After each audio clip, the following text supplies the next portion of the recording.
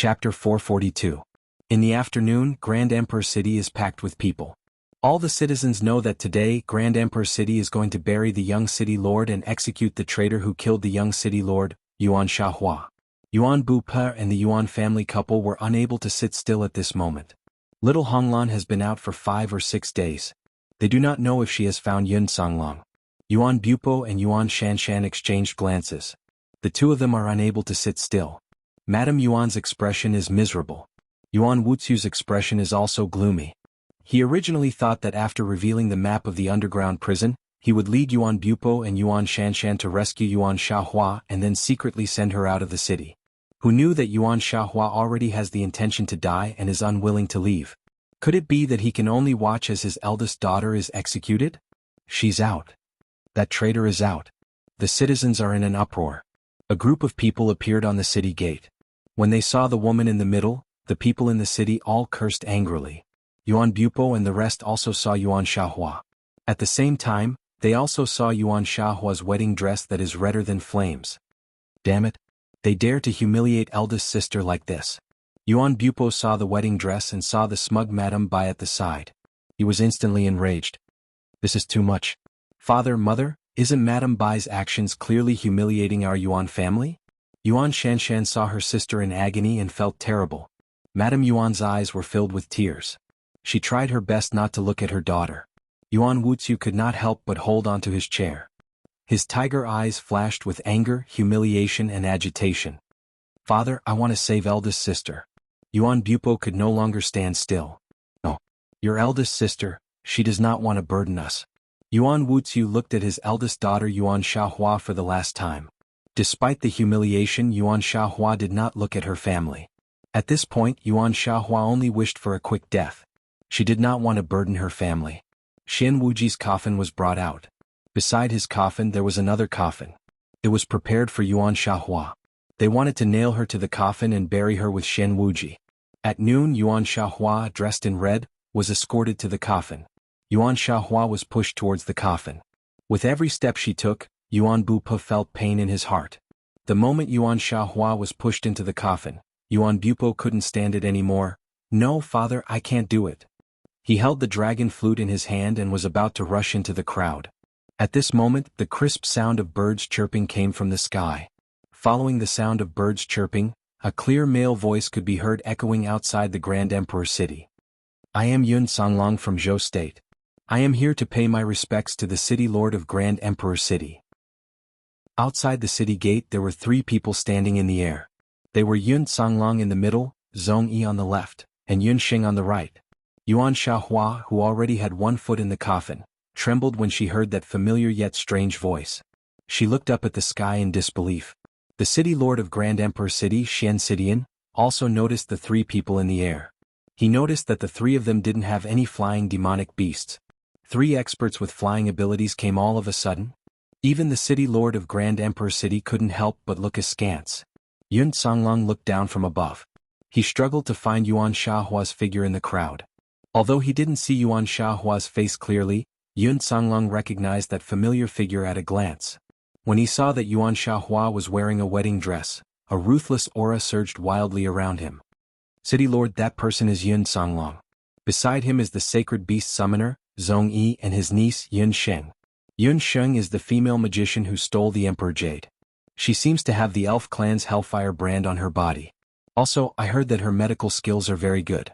She was the one who cured Yun Songlong's hand. When the great elder saw Yun Songlong again, he realized that he had indeed become a martial saint after being tempered by heavenly lightning. In less than half a month, Yun Songlong's strength had increased by a lot. In his rage, he wasn't sure if he could defeat Yun Songlong. When Xian Sidian heard this, Lady Ro, who was beside him, hurried forward. City Lord, you said that girl is a divine doctor? Then can she help Mimi see her face? Lady Ro was Xian Mimi's mother. She only had 1 daughter and doted on Xian Mimi very much. Xian Mimi was burned by the hellfire and no one in Grand Emperor City could heal her. Although Lady Ro was only a concubine, she was Xian Sitian's personal maid. If it wasn't for Xian Sitian wanting to snatch the city lord's position and having to marry Lady Bai, she would have been the city lord's wife. However, Xian Sitian was deeply in love with her and didn't hesitate to take her as his concubine. When Xian Wuji died, the happiest person was Lady Ro. Without a child, Lady Bai would definitely fall out of favor in a few years. On the other hand, Xian Mimi's talent was better than Xian Wuji's. It was only because she was a girl that she lost the right to inherit the city lord's position. However, Lady Ro had already planned this in her heart.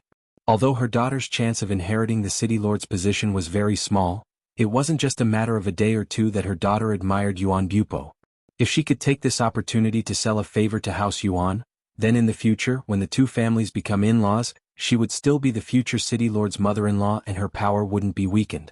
Thinking of this, Lady Ro didn't hate Yun Songlong and the others. Instead, she was grateful to them. However, before that, she had to find a way to heal Mimi's face. Coincidentally, at this moment, Great Elder mentioned that one of them was a divine doctor. Lady Ro became cautious and kindly advised him. Lady Ro, what do you mean by this? Yun Songlong is the enemy of Grand Emperor City. How can we let him enter the city? City Lord, although Wuji was killed by Yuan Shahua in the end, it was because of Yun Songlong. In my opinion, we should immediately kill them with arrows. After Lady Bai finished speaking, she had already summoned archers and aimed at the people in the sky. Wait. Xian Sidian looked at Yun Sheng and Yun Songlong meaningfully. As the city lord, he definitely wouldn't let hatred get to his head.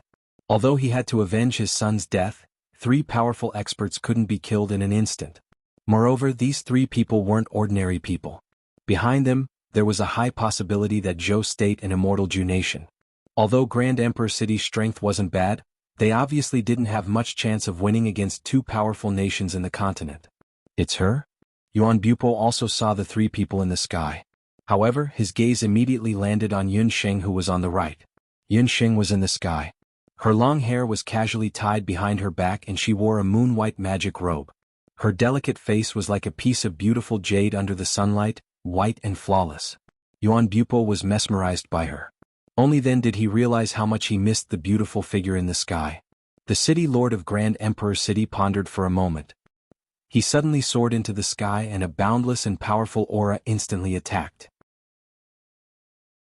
Chapter 443. Yun Sheng, Zhong Shi, and Yun Songlong all sensed the intimidating aura emanating from the other party. It was rumored that the Grand Emperor City's city lord had already surpassed Emperor Zhao. Was this the strength of Emperor Zhao? Yun Sheng couldn't help but feel shocked. Although she possessed the demon summoning hand and had once disguised herself as an expert on the level of Emperor Zhao, she only realized how weak she was when facing an expert on the level of Emperor Zhao. Xian Sidian soared into the sky and stood there. He didn't attack. An expert on the level of Emperor Zhao could instantly kill the 3 of them if he summoned his demonic beast. However, Xian Sidian clearly didn't intend to do so. Time passed by slowly. City Lord.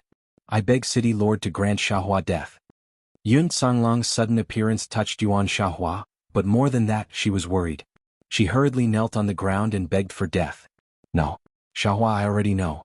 It's been hard on you all these years. Everything happened because of me.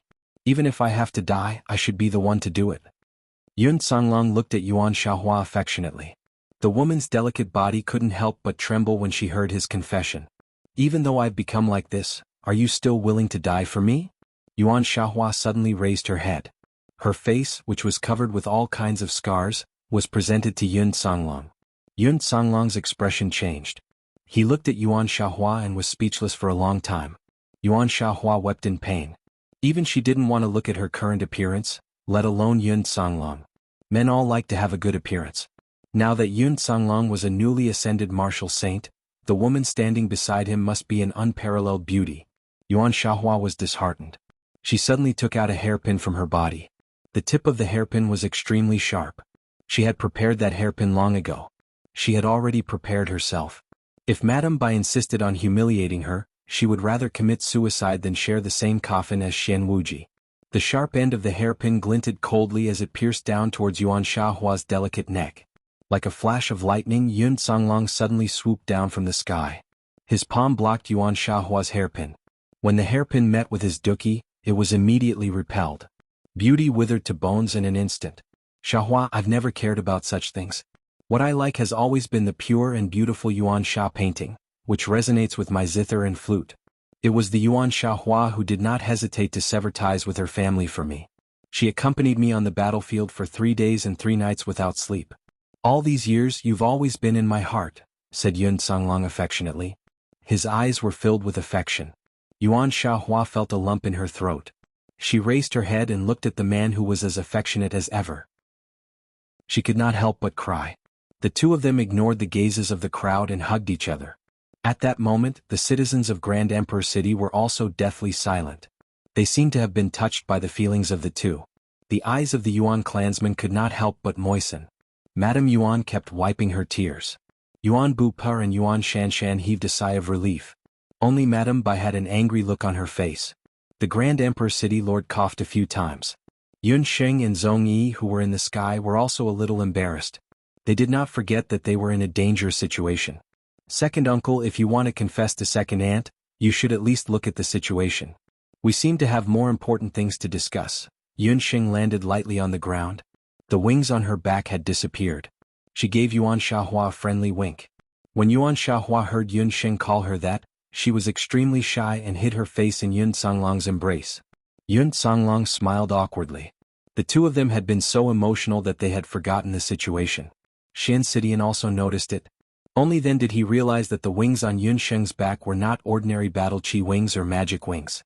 This made him even more suspicious of Yun Sheng's identity. City Lord Shen, the matter between me and Xiaohua has caused a lot of trouble for Grand Emperor City.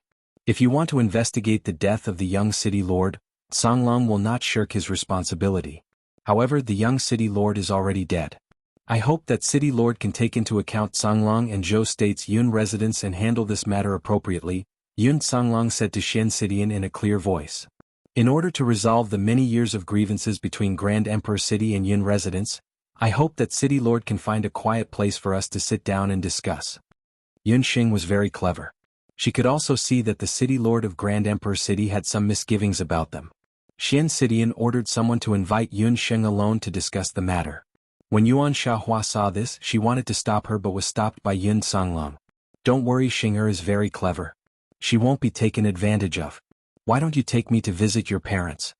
Before he left, Yun Sheng had said that once they entered the city, she would have a way to make the City Lord promise to let Yuan Xiaohua go. Yun Sheng followed the City Lord into a side hall. Zhong Yi wanted to follow but was sent away by her. Seeing Yun Sheng so fearless, the City Lord became even more suspicious of her identity. City Lord, Yun Sheng has come to visit and disturbed you. I have specially prepared 2 gifts for you. She took out a bottle of pills and a box and handed it to the City Lord. The Grand Emperor City Lord ordered the Great Elder to accept it. The Great Elder opened the medicine bottle and saw 3 purple gold myriad ginseng pills inside. As for the wooden box, there was a stack of letters. They were all evidence of the correspondence between the Blood Hand Tycoon and Shen Wuji in the past. City Lord, these are Saint-grade pills. The first elder saw the myriad golden pills and was overjoyed. Saint-grade pills had always been monopolized by the Medicine Emperor Pavilion. Moreover, these 3 myriad golden pills were refined from the purple ginseng. For ordinary people, they could preserve their youth. For warriors and magicians, they could be reborn. The other party had taken out 3 pills at once. It was clear that she was a true genius doctor who could refine Saint-grade pills. When he looked at the wooden box again, Xian Xitian's expression turned ugly. He glanced at Yun Sheng and realized that this female magician was very cunning. This was a classic example of giving a sweet date and then a slap in the face. What do you mean by this? Are you threatening this City Lord? Shen Sidian said angrily. As the City Lord, he had never been threatened in such a way. City Lord, please don't misunderstand. Yun Sheng is just returning it to its rightful owner. From now on, no one will know the relationship between the Blood Hand Tycoon and the City Lord, Yun Sheng said with a smile. City Lord. Lady Ro walked in from outside. Beside her was Xian Mimi, who was wearing a gauze hat. Lady Ro was indeed gentle and graceful. Compared to the fiendish Lady Bai, she was much more likable. She softly said a few words to the City Lord. It's you? Why did you come to the City Lord? Father, it's this woman who caused me to become like this. Xian Mimi was filled with anger when she saw Yun Sheng. Miss Xian, you should be careful when lying. Your face was clearly injured by Anne's fire array. Why are you blaming me? To think that I even planned to help you recover your appearance this time. Yun Sheng rolled her eyes. Chapter 444. Did this woman eat gunpowder? She's jumping up and down every time she sees me. Yun Sheng was considered slow when it came to relationships. She did not know that the reason why Xian Mimi hated her was because she vaguely felt that Yuan Bupo had feelings for this female sorcerer with the surname Yun. Previously, she did not pay much attention to Yun Sheng and only thought that her appearance could only be considered delicate. However, after fusing with the hellfire in the earth's core, Xian Mimi realized that Yun Sheng's aura was slightly different. Yun Sheng's facial features had changed to a certain extent. From time to time, she would exude a terrifying charm that was as bright as a flame. In a few more years, who knew what kind of devastatingly beautiful appearance she would become? Thinking of this and thinking of her current appearance, Xian Mimi became even angrier. She wanted to take out a knife and cut Yun Sheng's face into pieces. Lady Ro and City Lord Xian knew their daughter's temper well. When Lady Ro heard this, she ignored Xian Mimi's complaints and asked Yun Sheng earnestly, "Little magic doctor, do you really have a way to cure Mimi's face?" Xian Mimi's face had become a sore point for Lady Ro these days. She only had one daughter, Xian Mimi. Now that her daughter was of marriageable age, her face was very important. Originally, Lady Ro had planned to think of a way to get the city governor to settle the marriage between Xian Mimi and Yuan Bupa after Xian Mimi returned from her training trip. Who knew that Xian Mimi's face would turn out like that at such a crucial moment? Yuan Bupo did not like Xian Mimi very much. If she had a face that was burned by the hellfire, it would be even more difficult to settle the marriage. Mother, don't listen to her nonsense. What ability could she possibly have? Even the doctors in the city can't do anything about the injuries on my face. Xian Mimi couldn't help but burst into tears at this point. She even tugged at Xian Xidian as she cried, "Father, you must find a way to heal this face. I don't want to end up like Yuan Xiaohua and live with this ugly face for the rest of my life." Yun Sheng frowned when she heard that. She really hated Xian Mimi. What was wrong with Yuan Xia's face? In her eyes, her second aunt's face was 1,000,000 times prettier than Xian Mimi's. It was all because of the coercion of the Xian clan that she had no choice but to scratch her own face. Such an unyielding woman should be worthy of admiration. However, Yun Sheng had already made up her mind. No matter what, she had to cure Yuan Xiaohua's face. Although second uncle didn't care about these things, second aunt would inevitably hold a grudge in her heart. For the sake of their marriage, she had to cure Yuan Xiaohua. As for Xian Mimi's face, she would just treat it as a convenient treatment. City Lord. Young Master Yuan Bupa is outside seeking an audience.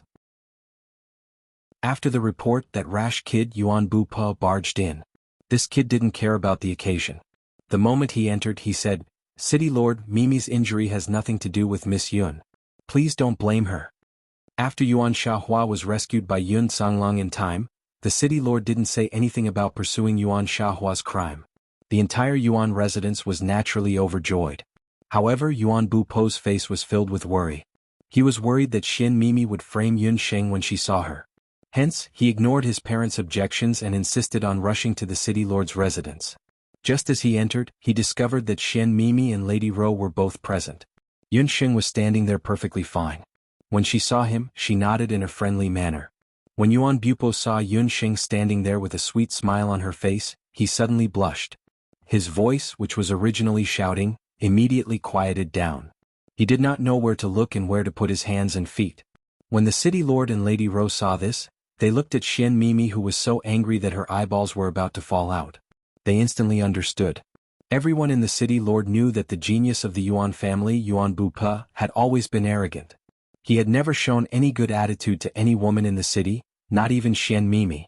However, looking at his current appearance of being in love for the first time, it was clear that he had a good impression of Yun Sheng. Perhaps Yun Sheng was the only one present who didn't feel anything. The City Lord couldn't help but complain. He looked at Yun Sheng, who was standing at the side. She was like a proud snow plum, smiling sweetly. No matter when, she was calm, polite, and natural. Then he looked at his own daughter, who was unruly and willful. With such a comparison, anyone would know who to choose. "Bupa, you child, you're also impetuous. Why did you barge in so recklessly? If your mother knew, she would scold you again." Lady Ro had followed the City Lord for many years. She was very clear about a man's mentality. She didn't expose him. Miracle Dr. Yun is an important guest. How could we neglect him? Just now, I brought Mimi to see Miracle Dr. Yun. Miracle Dr. Yun said that he has a way to cure Mimi's face. That's right, I have a way. Miss Xian's face was injured by the elven hellfire. There's only one way to cure it, and that's the water of life from the elven imperial court. The moment Yun Sheng said that, the City Lord and Yuan Bupo's expressions changed slightly. When Xian Mimi heard that, she immediately shouted, "Father, what are we waiting for? Quickly order someone to find the water of life." "Mimi, don't mess around. Do you think it's so easy to find the water of life?" The city lord was considered a top expert on the mainland. However, when he heard about the Elven Imperial Court, he still revealed a cautious expression. The Elven Imperial Court had always been a very special existence on the mainland. It was the only one among the 5 major countries on the mainland that had never been at war. Even during the most turbulent years on the mainland, the Elven Imperial Court had always existed in a neutral position. This was because whether it was the Elven race or their descendants, they all liked peace and didn't like to invade. However, this didn't mean that the Elven Imperial Court was easy to bully. In the past, the Tang Yuan Kingdom had tried to invade the Elven Imperial Court because it was adjacent to the Elven Imperial Court. However, just as they approached the border of the Elven Imperial Court, countless Elven warriors appeared. In just a moment, the Elven Imperial Court's invading army, which had a powerful sorcerer, was annihilated. The Tang Yuan Kingdom's army was completely annihilated. In the end, no one was left alive. That was the most tragic defeat since the founding of the Tang Yuan Kingdom. As there were no survivors, no one knew what kind of defense the Elven Imperial Court had sent. Some people said that it was countless Elven warriors. Others said that the Elven Imperial Court had only sent a powerful Elven sorcerer. The sorcerer only used a powerful Elven sorcerer to annihilate the Tang Yuan Kingdom's army. However, since then no one dared to invade the Elven Imperial Court. Even the citizens of other countries found it difficult to enter the Elven Imperial Court. The water of life that Yunxing mentioned did exist. However, it was a legendary item in the Elven Imperial Court's forest. The outside world had no chance of obtaining it. The only way to obtain the water of life was to enter the Elven Imperial Court and obtain the Elven Queen's permission. And this was undoubtedly a very difficult point. We still need to consider this matter at length. The city lord didn't make a decision immediately. However, his attitude toward Yunxing was obviously much more respectful. He even ordered people to arrange accommodation in the city for Yunxing and the other two. Chapter 445. Yun Songlong was relieved to see that Yunxing had returned safely. He arrived at the Yuan residence with Yuan Shahua. Perhaps it was because he had confessed to Yuan Shahua earlier, but Yuan Wuxia and Madame Yuan had a much better impression of this son-in-law. The family happily accepted Yun Songlong and were very polite to Yunxing. Yuan Shahua did not expect that things would take such a turn. After her joy, she felt a little lonely. Yunxing noticed this and sneaked over to Yuan Shahua's side. "Hello, second aunt. I am Yunxing, second uncle's precious niece. Is there something on your mind, second aunt?" Yuan Shahua was embarrassed by Yunxing calling her second aunt. She spat, "Who is your second aunt? Little girl, you're so mischievous. Be careful that you won't be able to get married in the future. A good girl doesn't have to worry about marriage. Besides, I already have a fiancé." Yunxing pursed her lips. She had a fiancé? Yuan Shahua was stunned. She had asked around earlier and found out that Yunxing was not even 9 years old. She already had a fiancé at 9 years old? Yunxing did not say much and only looked at Yuan Shahua. "Second aunt, are you unhappy because of your face?" Yuan Shahua did not expect that Yunxing would see through her. She nodded silently. Back then she had seen Yun Songlong's crippled body and blamed herself. After returning to Grand Emperor City, Xian Wuji had repeatedly pestered her. Helpless, she had simply destroyed her face. At that time, she had thought that she and Yun Songlong would never be able to continue their relationship in this lifetime, so she no longer cared about her appearance. But now that she and Yun Songlong had reunited, her face had become her greatest worry. A woman would doll herself up for the one she loved. She knew that Yun Songlong did not care about her face, but she did not want him to be made fun of by others. "I have a way to cure second aunt's face, but I need to make a trip to the immortal Ju nation."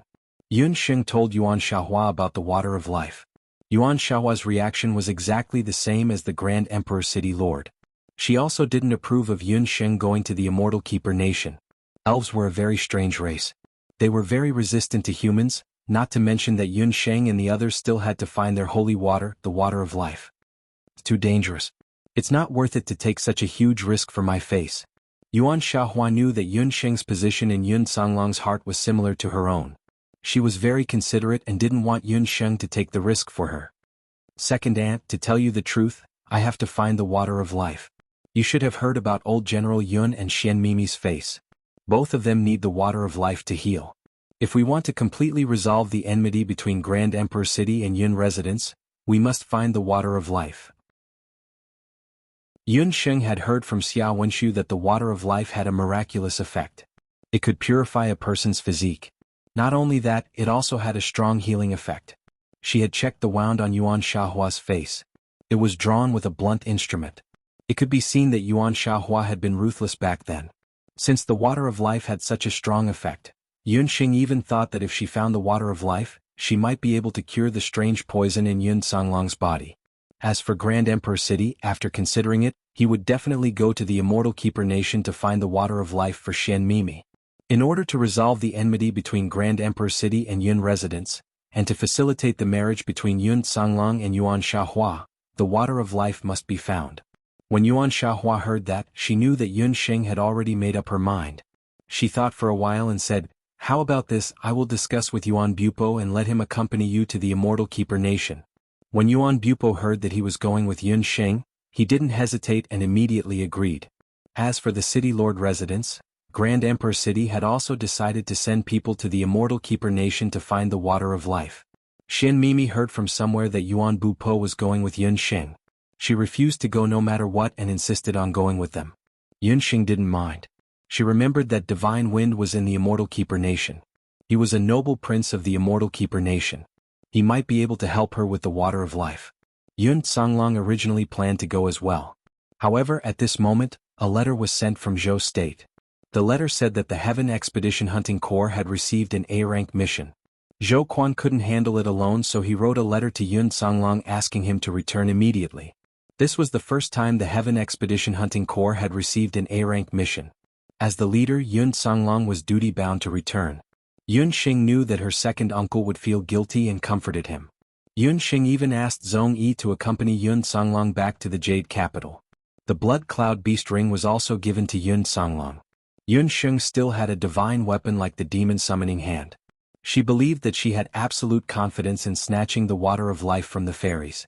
Yun Songlong and Yuan Shahua hadn't been reunited for long before they had to part again. The two were reluctant to part. That day Yun Songlong left Grand Emperor City. Grand Emperor City's city lord personally selected a group of elites from Grand Emperor City. There were more than 30 people in total. Yun Xing saw the large number of people and understood that Grand Emperor City's city lord was still worried about her. Rather than saying that these people were accompanying her, it was more accurate to say that they were here to monitor her. The group stayed in Grand Emperor City for 2 more days before setting off for the Immortal Keeper Nation. "Miss Yun, this Chongming bird is mine. It flies very steadily. You should ride it." Yuan Bupo and the rest left Grand Emperor City. As the journey to the Immortal Keeper Nation was longer than before, Grand Emperor City's city lord prepared dozens of Chongming birds. Most of the people in Grand Emperor City had mounts. Only Yun Xing didn't have one. Most of the Chongming birds in the city were shy with strangers. Yuan Bupo very considerately gave one of the Chongming birds that he had tamed to Yun Xing. "Brother Bupo, why did you give your mount to her?" Xian Mimi's mouth was full of jealousy. Just as Yuan Bupo was about to get angry, the red-blue icefire Luan perched on Yuan Bupo's shoulder flapped its wings and landed on Yun Sheng's body. It pecked at Yun Sheng's hair affectionately. It looked as if it was trying to curry favor with her. Yun Sheng had the exquisite beast pagoda hidden on her body. The icefire Luan liked to be close to her so that its cultivation could increase faster. However, this intimate action had an unusual meaning in Yuan Bupo and Xian Mimi's eyes. Yuan Bupo's eyes lit up. He looked at Yun Sheng with a burning gaze. Although his icefire Luan was small in size and had hatched not long ago, its wild nature was still very strong. Even if it was Yuan Bupo's parents, when they got close, it would chirp non-stop. If it was serious, it would just fly away and ignore them. It was the first time that it had behaved so intimately with someone. It could be seen that the icefire Luan liked Yun Sheng very much. Xian Mimi snorted and went up to touch the icefire Luan's feathers. "Little Honglan, come to me. I have delicious demon beast meat here."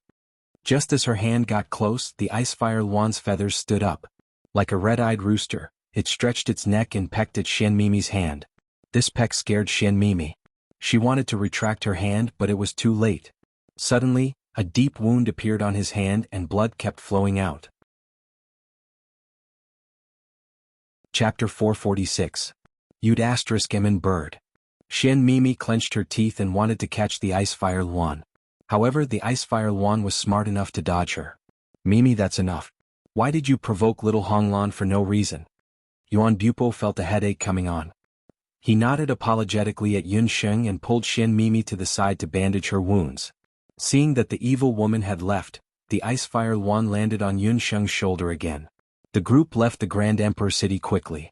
In a dark corner above the city gate of the Grand Emperor City, Madame Bai watched the dozens of Chongming birds leave. Her eyes were as venomous as a poisonous snake's. She said darkly, "Don't think that I can let this go just because you killed my son. I don't believe that you will be able to reach the immortal residence nation alive."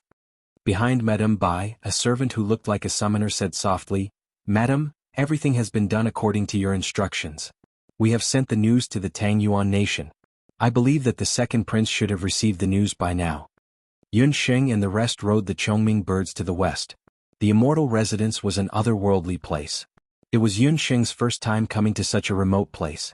She heard from Yuan Bupo that they had to pass through the Tang Yuan nation to reach the immortal residence. "Yuan Bupo, how much do you know about the sorcerers in Tang Yuan?" Yun Sheng was a sorcerer. She had heard that Tang Yuan had the most sorcerers in the mainland. Even the headquarters of the Dharma Temple was located in Tang Yuan. Yun Sheng decided that if she had enough time, she would stay for a while after passing by Tang Yuan. Or, after finding the water of life, she would go to the Dharma Temple to pay Xiao when she would visit.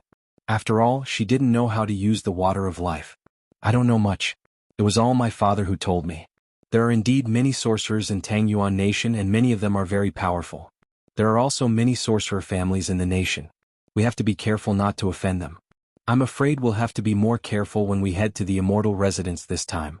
We'll have to pass through the Tang Abyss in order to reach the immortal residence. While passing through the Tang Abyss, we'll have to draw the symbol of the Grand Emperor City on every Chongming bird." Yuan Bupo was a little embarrassed when he heard Yun Sheng's question. The rule of Grand Emperor City was that one could not leave the city without permission before reaching adulthood. Therefore Yuan Bupo did not have many chances to leave the city. Most of the major cities in the Tang Yuan kingdom had implemented a flight ban. If the flying beasts of other kingdoms wanted to pass through, they had to show specific signs. The Grand Emperor City had a close relationship with the Tang Yuan kingdom. Therefore, whenever the citizens of the Grand Emperor City passed by the Tang Yuan kingdom, they would draw special magical markings on their flying magical beasts. What will happen if we don't draw the magic symbol? It was the first time Yun Sheng had heard of such a prohibition.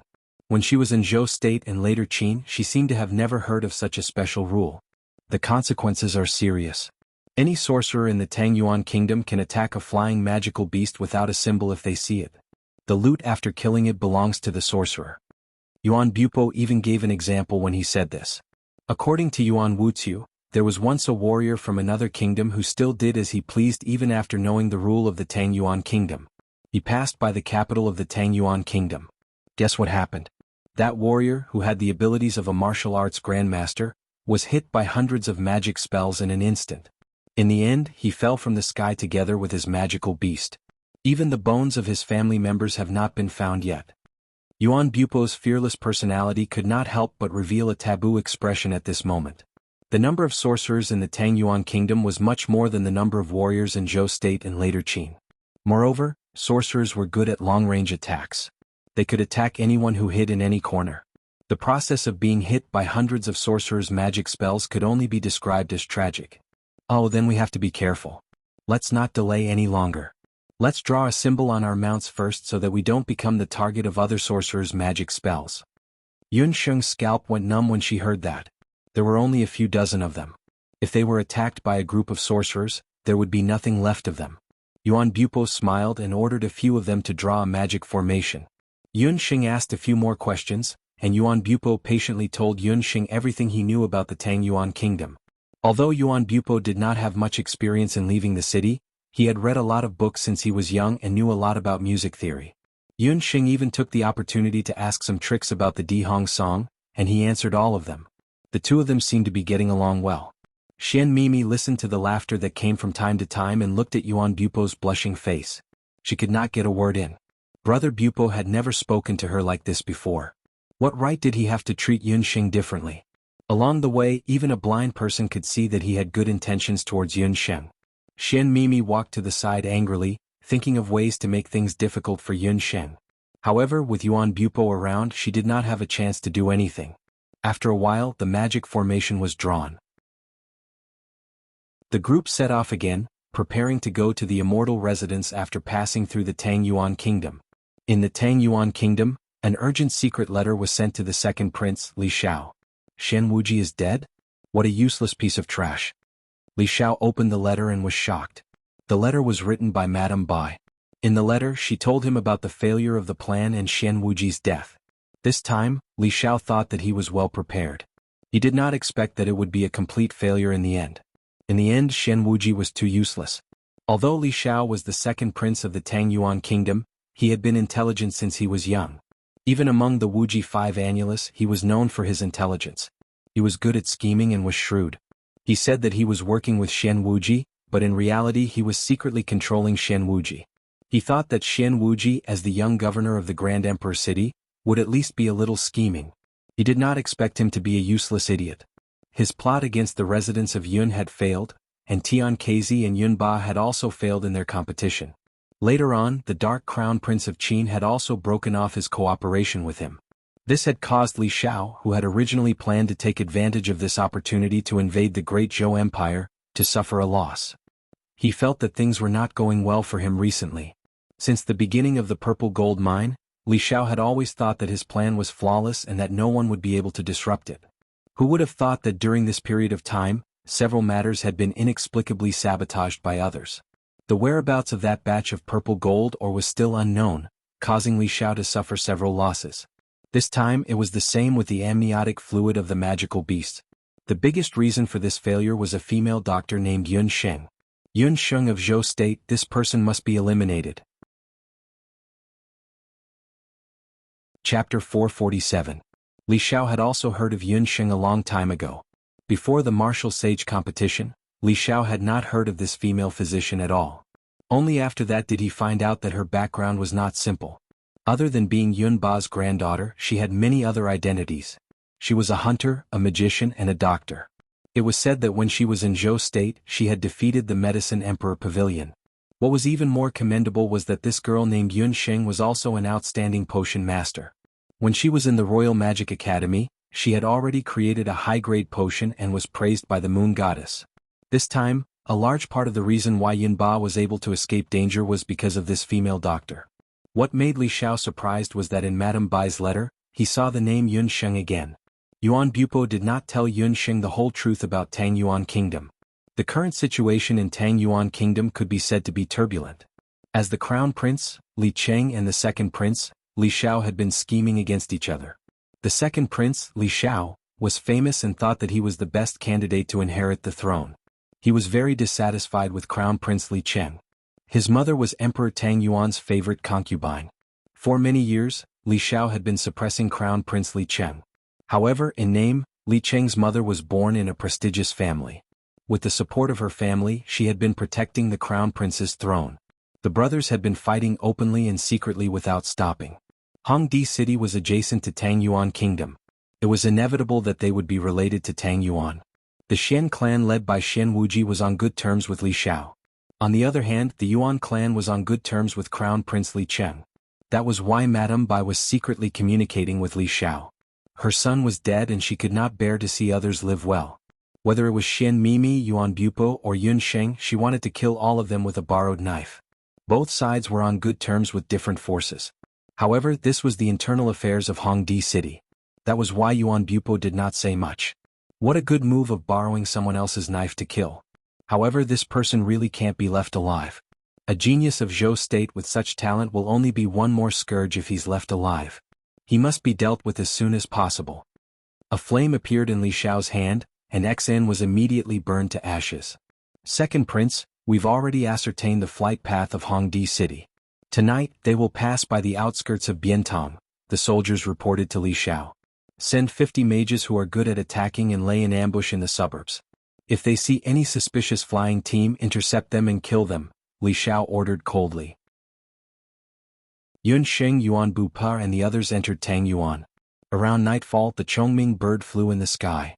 In the distance they could see the capital of Tang Yuan, Biantong. In the suburbs, a group of mages in black magic robes were lurking. These people were all Li Xiao's subordinates. The prince has ordered us to attack immediately if we see anyone from Grand Emperor City. The magicians had been guarding this place for 2 days. Just as they were getting impatient, a flock of colorful Chongming birds appeared in the sky. It's Hongdi City's Chongming birds. Begin the operation. At this moment, Yun Sheng and the others had not noticed the abnormality on the ground a few hundred meters below them. We'll enter Tang Yuan's capital tomorrow. We'll rest nearby for a night. After we pass the capital, we'll reach the immortal residence in 7 or 8 days. Yuan Bupa commanded the team in an orderly manner.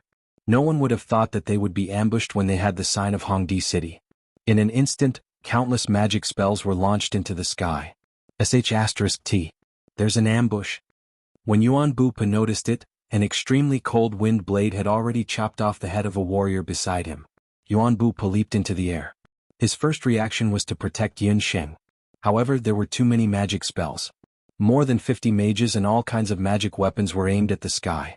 It was as if fireworks had been set off.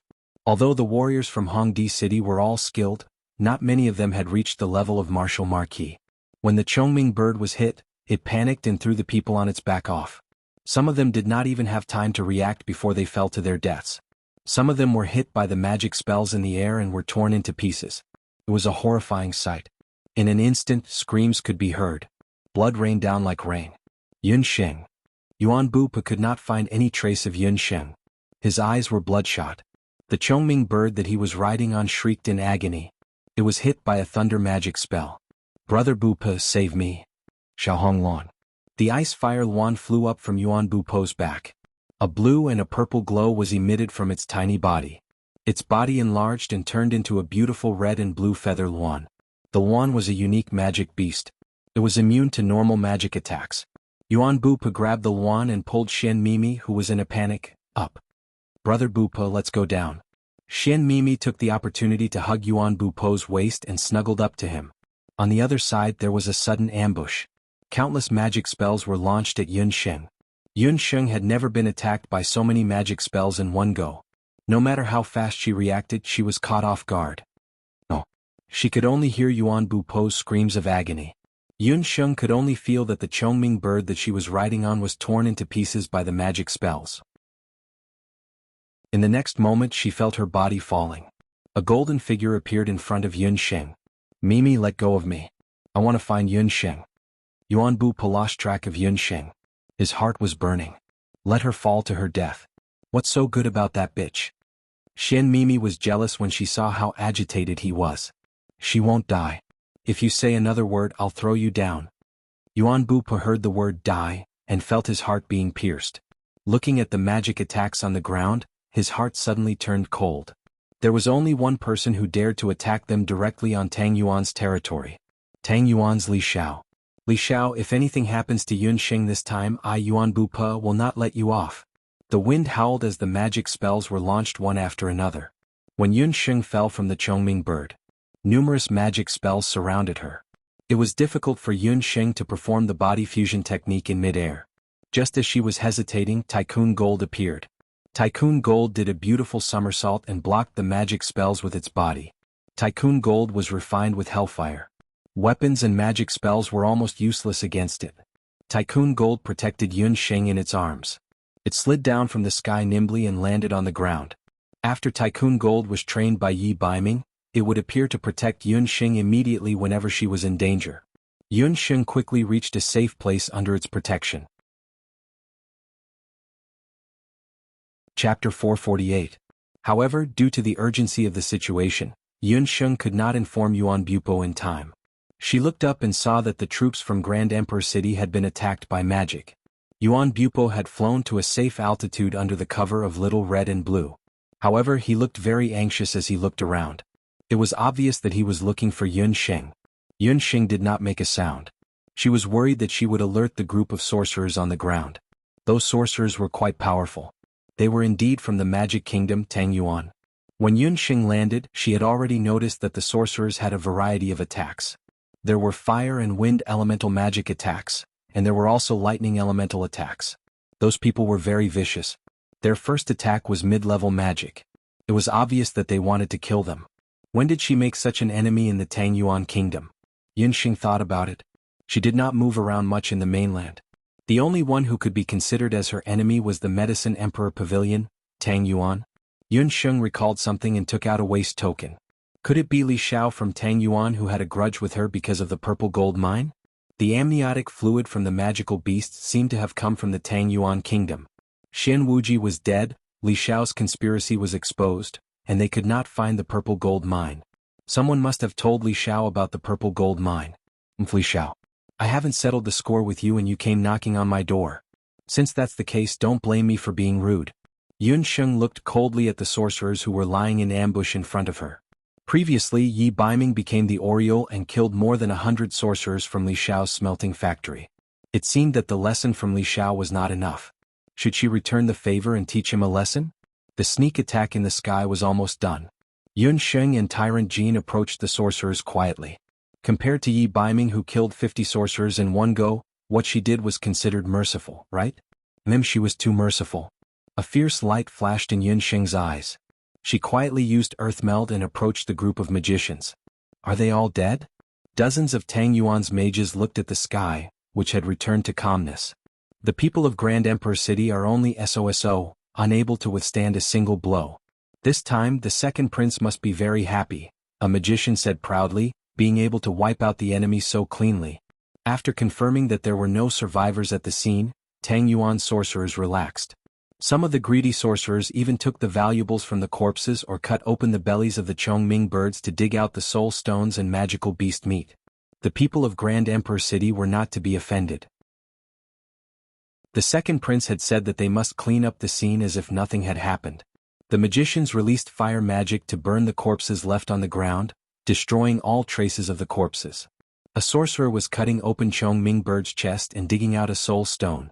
The Chongming bird was a demonic beast unique to the Grand Emperor City, and the price of its soul stones on the market was quite good. That sorcerer was digging with all his might when someone behind him asked. Speaking of which, the route that the people of Grand Emperor City took this time was so secretive, how did they get discovered? The sorcerer did not even turn his head. These people were unlucky to have offended Madame Bai of Grand Emperor City. She told us the entire route. Not only did His Majesty the Second Prince prepare a group of people, he also planted people on the other two routes that they had to take. They escaped this time, but they won't be able to escape next time. His Majesty the Second Prince? Li Xiao? The indifferent voice behind him made the sorcerer stop what he was doing. He turned his head vigilantly, but it was too late. On the ground, a fireball engulfed his body in an instant. Yun Sheng and Tycoon Jean stood in the night.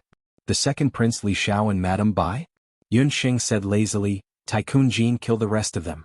Remember, pay them back in their own coin. Yuan Bupo could not find Yun Sheng's whereabouts, and he could not fight against dozens of sorcerers alone. Helpless, he could only take Xian Mimi and hide first. Around daybreak in the outskirts of Biantong, when the morning light fell, the hillside was still green, and round dew rolled down from the leaves. Tycoon Jean was agile and he had already cleaned up all 50 sorcerers.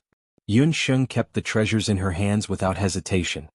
Looks like we have to enter the capital of Grand Tang and find Yuan Bupo and Xian Mimi first. Yun Sheng originally planned to go to the immortal residence directly, but with Li Xiao's interference her plans were all messed up. Yun Sheng and Tycoon Jean, who was disguised as a sorcerer, rushed towards Biantong.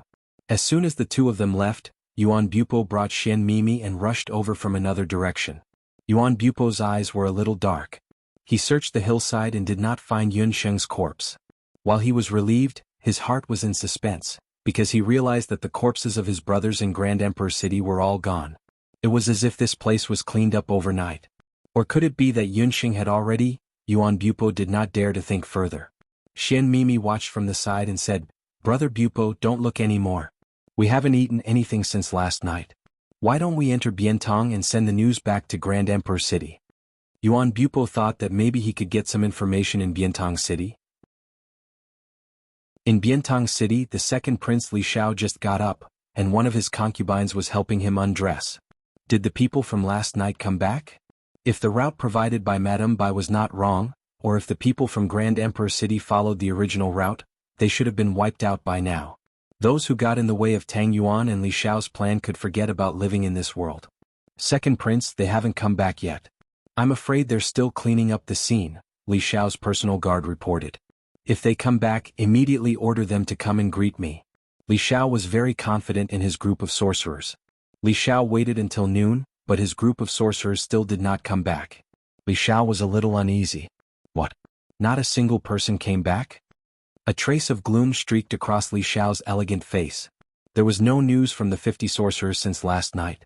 Second Prince, I've already sent people to check the area, but they didn't find any traces. The guard's face was not looking good. Who knew that when they arrived at the outskirts, they could not find a single person. Not to mention the sorcerers, they could not even find a corner of those people's clothes. This happened in the outskirts of Biantang City. It was too strange. Chapter 449. The sorcerers sent by the second prince, Li Xiao, were all gone.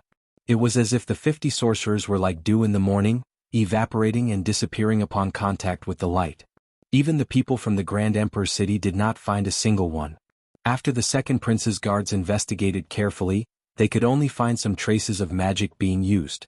However, they were only traces of magic being used by the sorcerers in the residence. There were no other clues. Could it be that the sorcerers in the second prince's residence had an internal strife and killed each other? Li Xiao and his guard captain naturally did not think that the one who killed those sorcerers was Tyrant Jean. In order to confuse the public, Yun Xing even specially let Tyrant Jean kill the sorcerers one by one according to their magic.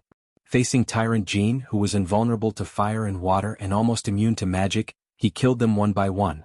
Li Xiao and the others naturally could not tell. Just thinking about this matter was very unimaginable. That was a large group of sorcerers. Moreover, to be safe, the second prince had chosen sorcerers who were at least at the level of Archmage. It was obviously impossible for so many people to go missing and betray him at the same time. After thinking about it, there could only be one result, which was that they had all been killed. Second Prince, the guards at the city gate said that 2 people suspected to be from the Grand Emperor city entered Biantang early this morning. Could it be that the people from the Grand Emperor city did it? The guard captain saw the second prince's gloomy expression and did not say a word. He knew that his master was in a bad mood. 50 sorcerers, and they were not ordinary sorcerers. The last time they lost more than 100 and this time another 50. No matter how many aides the second prince had, sorcerers were not leeks after all. They could grow back after being cut. The people from the Grand Emperor city don't have that ability. Li Xiao pondered. He was also able to keep his composure. If it were someone like Yi Balian, he would have been angered half to death after encountering such a situation. Send someone to keep an eye on the city gate and see what kind of people have entered the city these few days. Especially people from other countries, especially warriors and sorcerers. Once they enter, immediately keep an eye on them. Li Xiao pondered. Li Xiao had the ability to remain calm and collected. From this, it could be seen that this person was not simple. This time, it was almost exactly the same as the previous time at the Purple Gold Mine. They did not know who the other party was and they acted quickly and ruthlessly, not leaving a single person alive. No matter who it was, once he found out, he would definitely make the other party pay a corresponding price. The Imperial bodyguard captain obeyed and immediately went to carry out the order. Zhou State, Wushuan Limitless Library. Yi Baiming was in a trance. Baiming, master is talking to you. Can you hear me? Zhan Li glanced at his disciple with dissatisfaction. Master, I'm sorry. I was distracted for a moment. Yi Baiming rubbed his nose. He was a little absent-minded. Just now, he seemed to have felt a little uneasy as if something was about to happen. Yi Baiming couldn't help but think of Yun Sheng. It had been a few days since Yun Sheng left Zhou State. With Tycoon Jin's protection and her intelligence, she shouldn't be in any danger. You've been absent-minded for a while. Have you considered the matter of the mainland's elite camp? How could Zhan Li not be able to see that Yi Baiming was not in the right state? It seemed that after Yun Xing left, he was always absent-minded. Master, your disciple wants to take it slow. Yi Baiming pushed away the letter in front of him. Baiming, 2 years ago you said that you wanted to take it slow. Master agreed. But this time Master can't indulge you anymore. The signs of your body turning into a beast are becoming more and more obvious. Zhan Li looked at Yi Baiming. This was the disciple he was most proud of. Yi Baiming's future was limitless. As his master, Zhan Li felt that there was nothing else he could pass on to Yi Baiming. Zhou State's current situation was that Empress Qi favored Yi Baiming. Ever since Yi Baiming's Dharma soul was damaged and it was difficult for his cultivation to improve, Yi Baiming became even more hostile. He targeted Yi Baiming every day. Although Zhan Li vaguely knew that Yi Baiming wouldn't just sit and wait for death, he was still not strong enough to compete with the Zhou State Emperor and the others.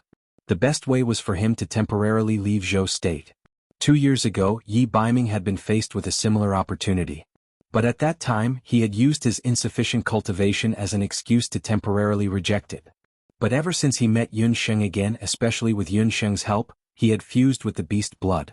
The mysterious beast energy in his body had been catalyzed and accelerated, and his strength had improved by leaps and bounds. Zhang Li had previously exchanged blows with him and discovered that his strength had actually surpassed his own. If it was under the influence of that mysterious beast energy, he would have probably reached the martial sage realm. This was a terrifying test. Yi Baiming was only 13 years old, but he had already reached the martial sage realm. If this news were to spread, it would probably force Empress Qi to retaliate fiercely. Empress Qi didn't mind, but would the Dharma temple behind the Zhou State Emperor let the matter rest? Therefore for now Yi Baiming could only go there. Only there could he learn more battle skills that would make him stronger. That was the mainland's elite camp, the training ground for martial artists. As the curator of Wuxia Everlasting Hall, Zhang Li had a spot to recommend students directly to the mainland's elite camp. 2 years ago he had originally wanted to leave this spot for Bu Jiuxiao, but Bu Jiuxiao had rejected it. He felt that Yi Baiming was more qualified than him to go to the mainland's elite camp to train.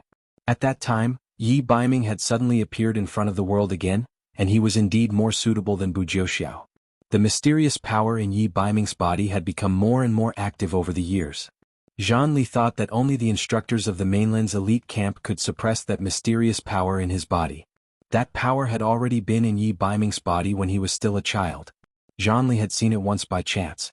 Even though he was a martial arts grandmaster, he still felt that it was very terrifying. Every time it became active, Yi Baiming would even lose control like a demonic beast. The mysterious power should be something that Yi Baiming was born with. Zhang Li sometimes wondered if it was related to Empress Li. It was just that Empress Li had been dead for many years. Even the old palace servants who served her were mostly dead. The mysterious power's origin was unknown, and Zhang Li had no ability to suppress it. Zhang Li was worried that if this continued, Yi Baiming would one day completely lose his humanity. Master, let me think about it again. How could Yi Baiming not know? Especially after he had killed Tian Kezi last time, he could feel that the power in his body was even more restless. He was also worried that this power would explode at any time and even hurt Yun Sheng. Therefore, even though Yi Baiming knew that Yun Sheng was going to the Grand Emperor City, he still resisted and did not accompany her. Did you make the deputy curator depressed again? Yi Baiming walked out of Zhang Li's training room. Bu Jiuxiao and Qingbai were waiting for him, one on the left and one on the right. Chapter 450. The opportunity to join the elite camp is hard to come by. In a few years the Octotera artifact will be unearthed. This time, there are rumors that the artifact is likely to be the halberd of the divine warrior.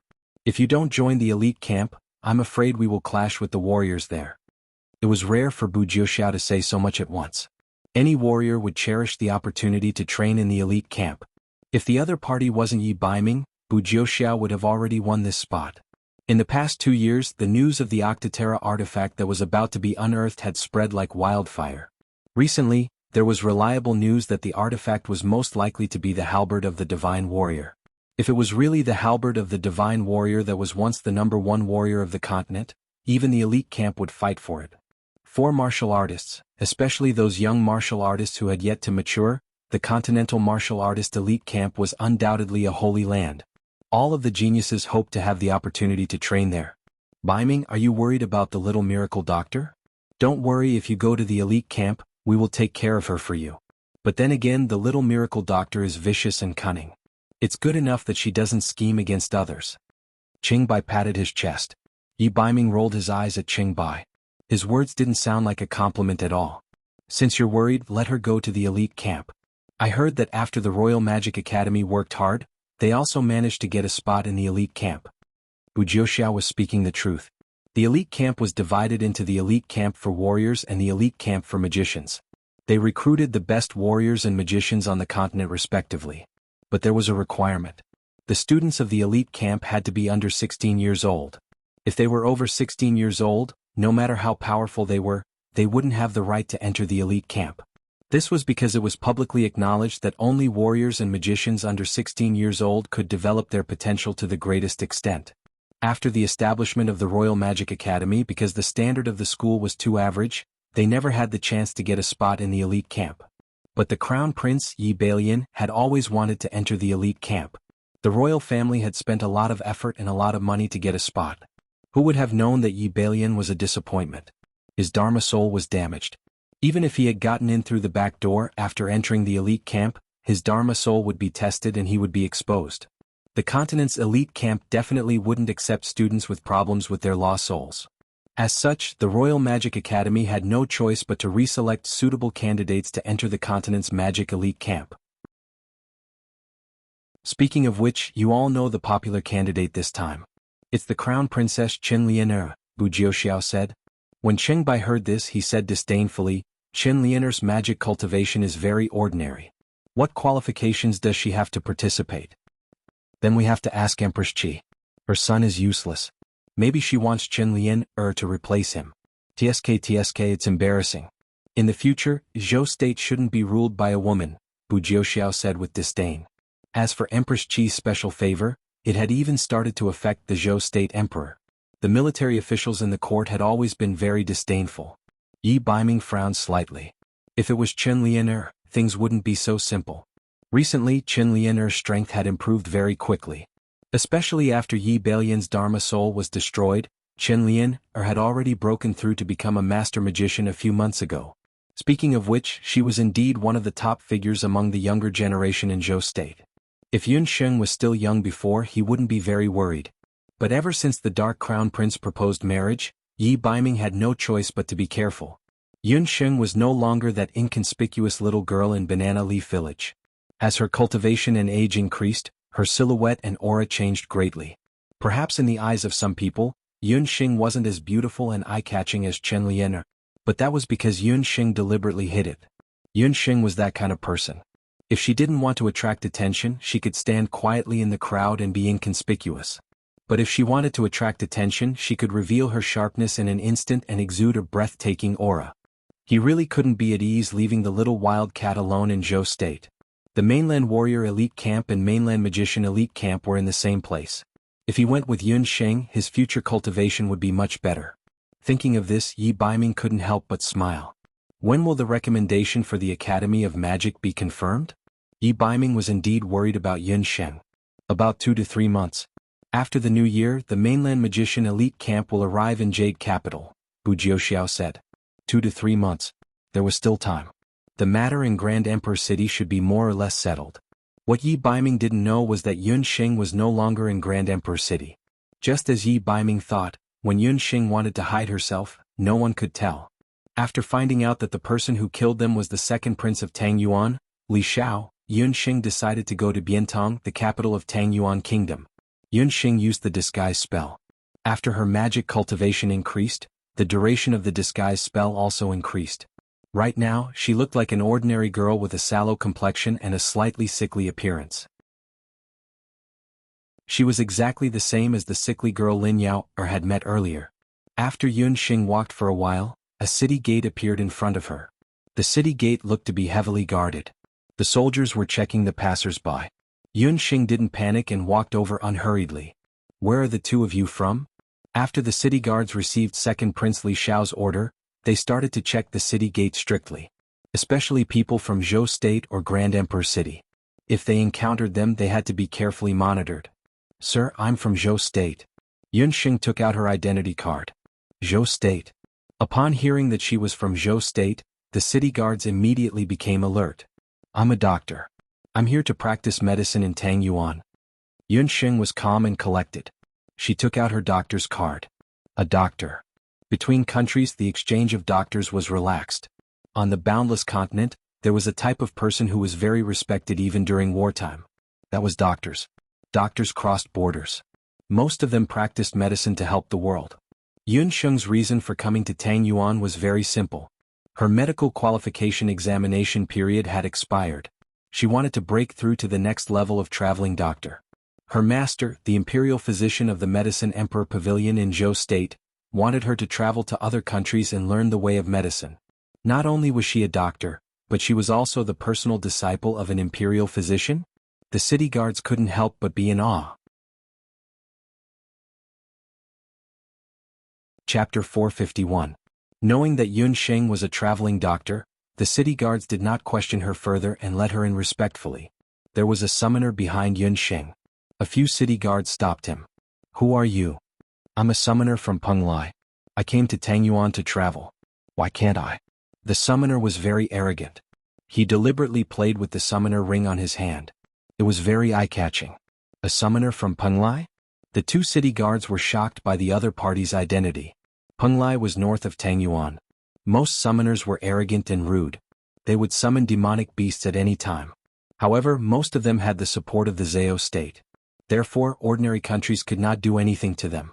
It would be troublesome to offend such a malefic person. The city guards trembled. They did not dare to ask more and let her in. It seemed that the identity of a summoner was very useful. Yun Sheng secretly watched from the side as she walked into Biantong City. After entering the city, Yun Sheng decided to stay in the city for a night. She wanted to see if she could find Yuan Bupo and the rest. She randomly found an inn and checked in. A day had passed. Yun Sheng did not hear any news about Yuan Bupo.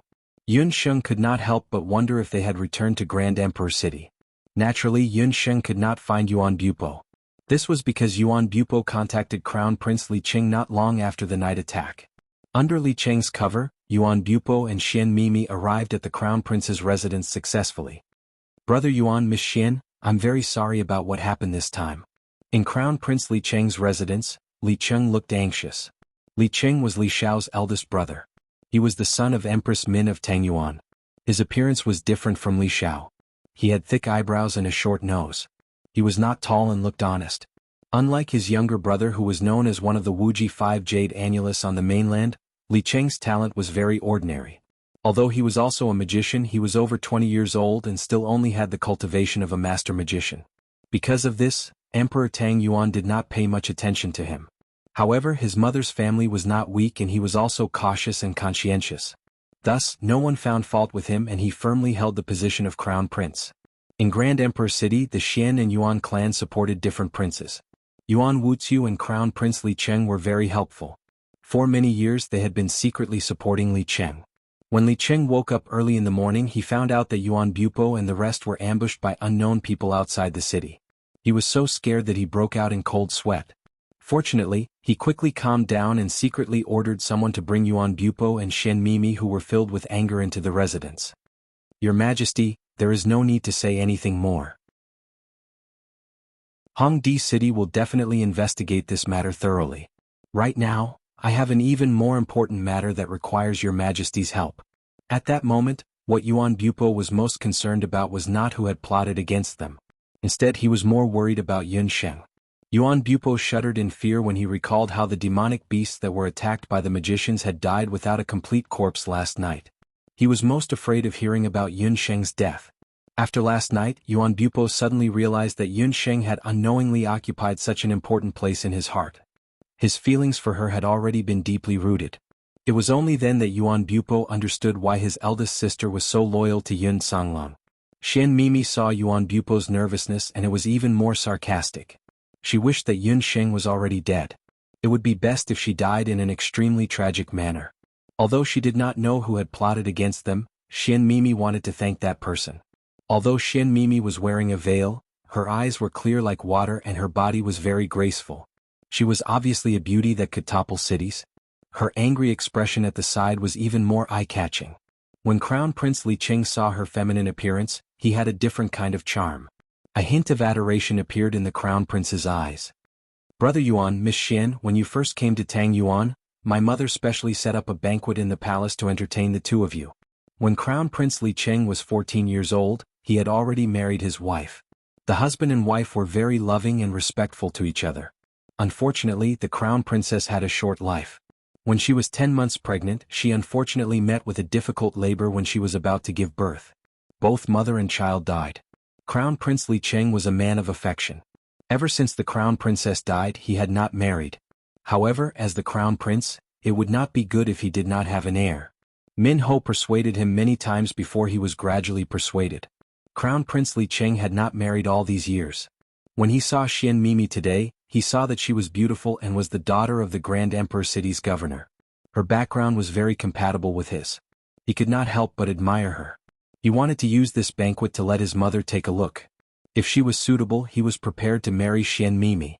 Yuan Bupo and Xian Mimi naturally did not know about Crown Prince Li Cheng's thoughts. The two of them were currently living under someone else's roof. Moreover, they had to entrust the Crown Prince to find someone. Seeing the Crown Prince's great hospitality, the two of them could not refuse and agreed. Unexpectedly, the news that the Crown Prince had just invited an important guest and that Min Ho would set up a banquet in the palace to entertain the important guest from Grand Emperor City quickly reached the second Prince Li Xiao's ears. Who came from Grand Emperor City this time? Li Xiao knew that the Yuan family in Grand Emperor City had always been on good terms with the Crown Prince. In Madame Bai's letter, she only mentioned the female sorcerer from Zhou State. As for who came from Grand Emperor City, she did not mention it in detail. Second Prince, the Crown Prince's secret agent said that it was the daughter of the Grand Emperor City's governor and the leader of the Yuan family, Yuan Bupo. Li Xiao could not help but be shocked when he heard the guard captain's words. Damned Madame Bai. If Li Xiao knew that these two people were coming, he definitely would not have acted rashly. Yuan Bupo and Xian Mimi were both leaders of the younger generation. If anything happened to either of them, the Grand Emperor City's governor would be furious and would definitely not let it go.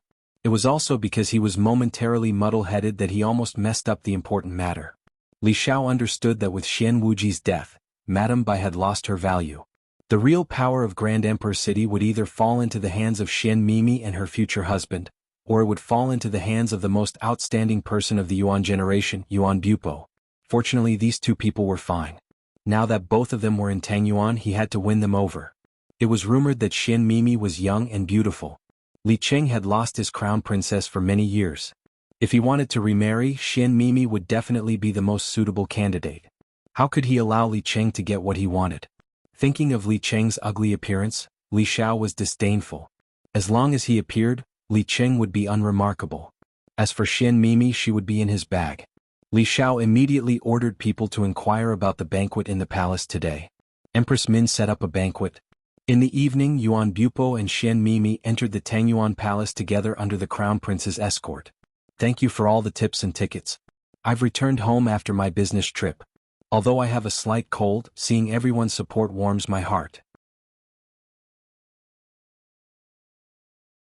Chapter 452. Tangyuan was located on the southeast side of the mainland. The climate was humid and the flowers were abundant. The Tangyuan Palace was surrounded by colorful flowers. There were many demonic beasts and rare birds. It was a beautiful sight to behold. Queen Min knew what was on her son's mind. Along the way into the palace, there were lanterns floating in the corridor. Coupled with the unique illumination magic, it looked especially special at night. Brother Bupo, this place is much bigger than Grand Emperor City. Xian Mimi felt good being surrounded by a group of palace maids. Grand Emperor City was as rich as a country. It had been accumulating wealth for many years. However, it was still a city away from the world. The area of the city was about the same size as Biantang. Although the products it had were unique, it could not be compared to Tangyuan. Therefore, Xian Mimi was dazzled when she entered the palace this time. Yuan Bupo was still worried about Yun Sheng's safety. Although Crown Prince Li Cheng said that he would search for Yun Sheng's whereabouts in the country, he was still absent-minded. He did not listen to Xian Mimi's words at all. He only nodded casually in a perfunctory manner. Xian Mimi's joy disappeared when she saw his indifferent expression. She was furious. She tore an unknown flower by the roadside and threw it on the ground. Crown Prince Li Cheng smiled gently when he heard that. He said flatteringly, Miss Xian, if you like, you can come to Tangyuan to play in the future. You can even stay in the palace. Xian Mimi's expression changed when she saw Li Cheng's friendly expression and thought about the meaning behind his words. She looked at Li Cheng's appearance. He had a narrow forehead, a wide nose and a short body. There was a hint of adoration in his eyes when he looked at her. A sense of disgust rose from the bottom of her heart. A person like this wanted to pursue her? Xian Mimi scoffed. Although her face was injured, she always thought that her face could be healed as long as she found the water of life.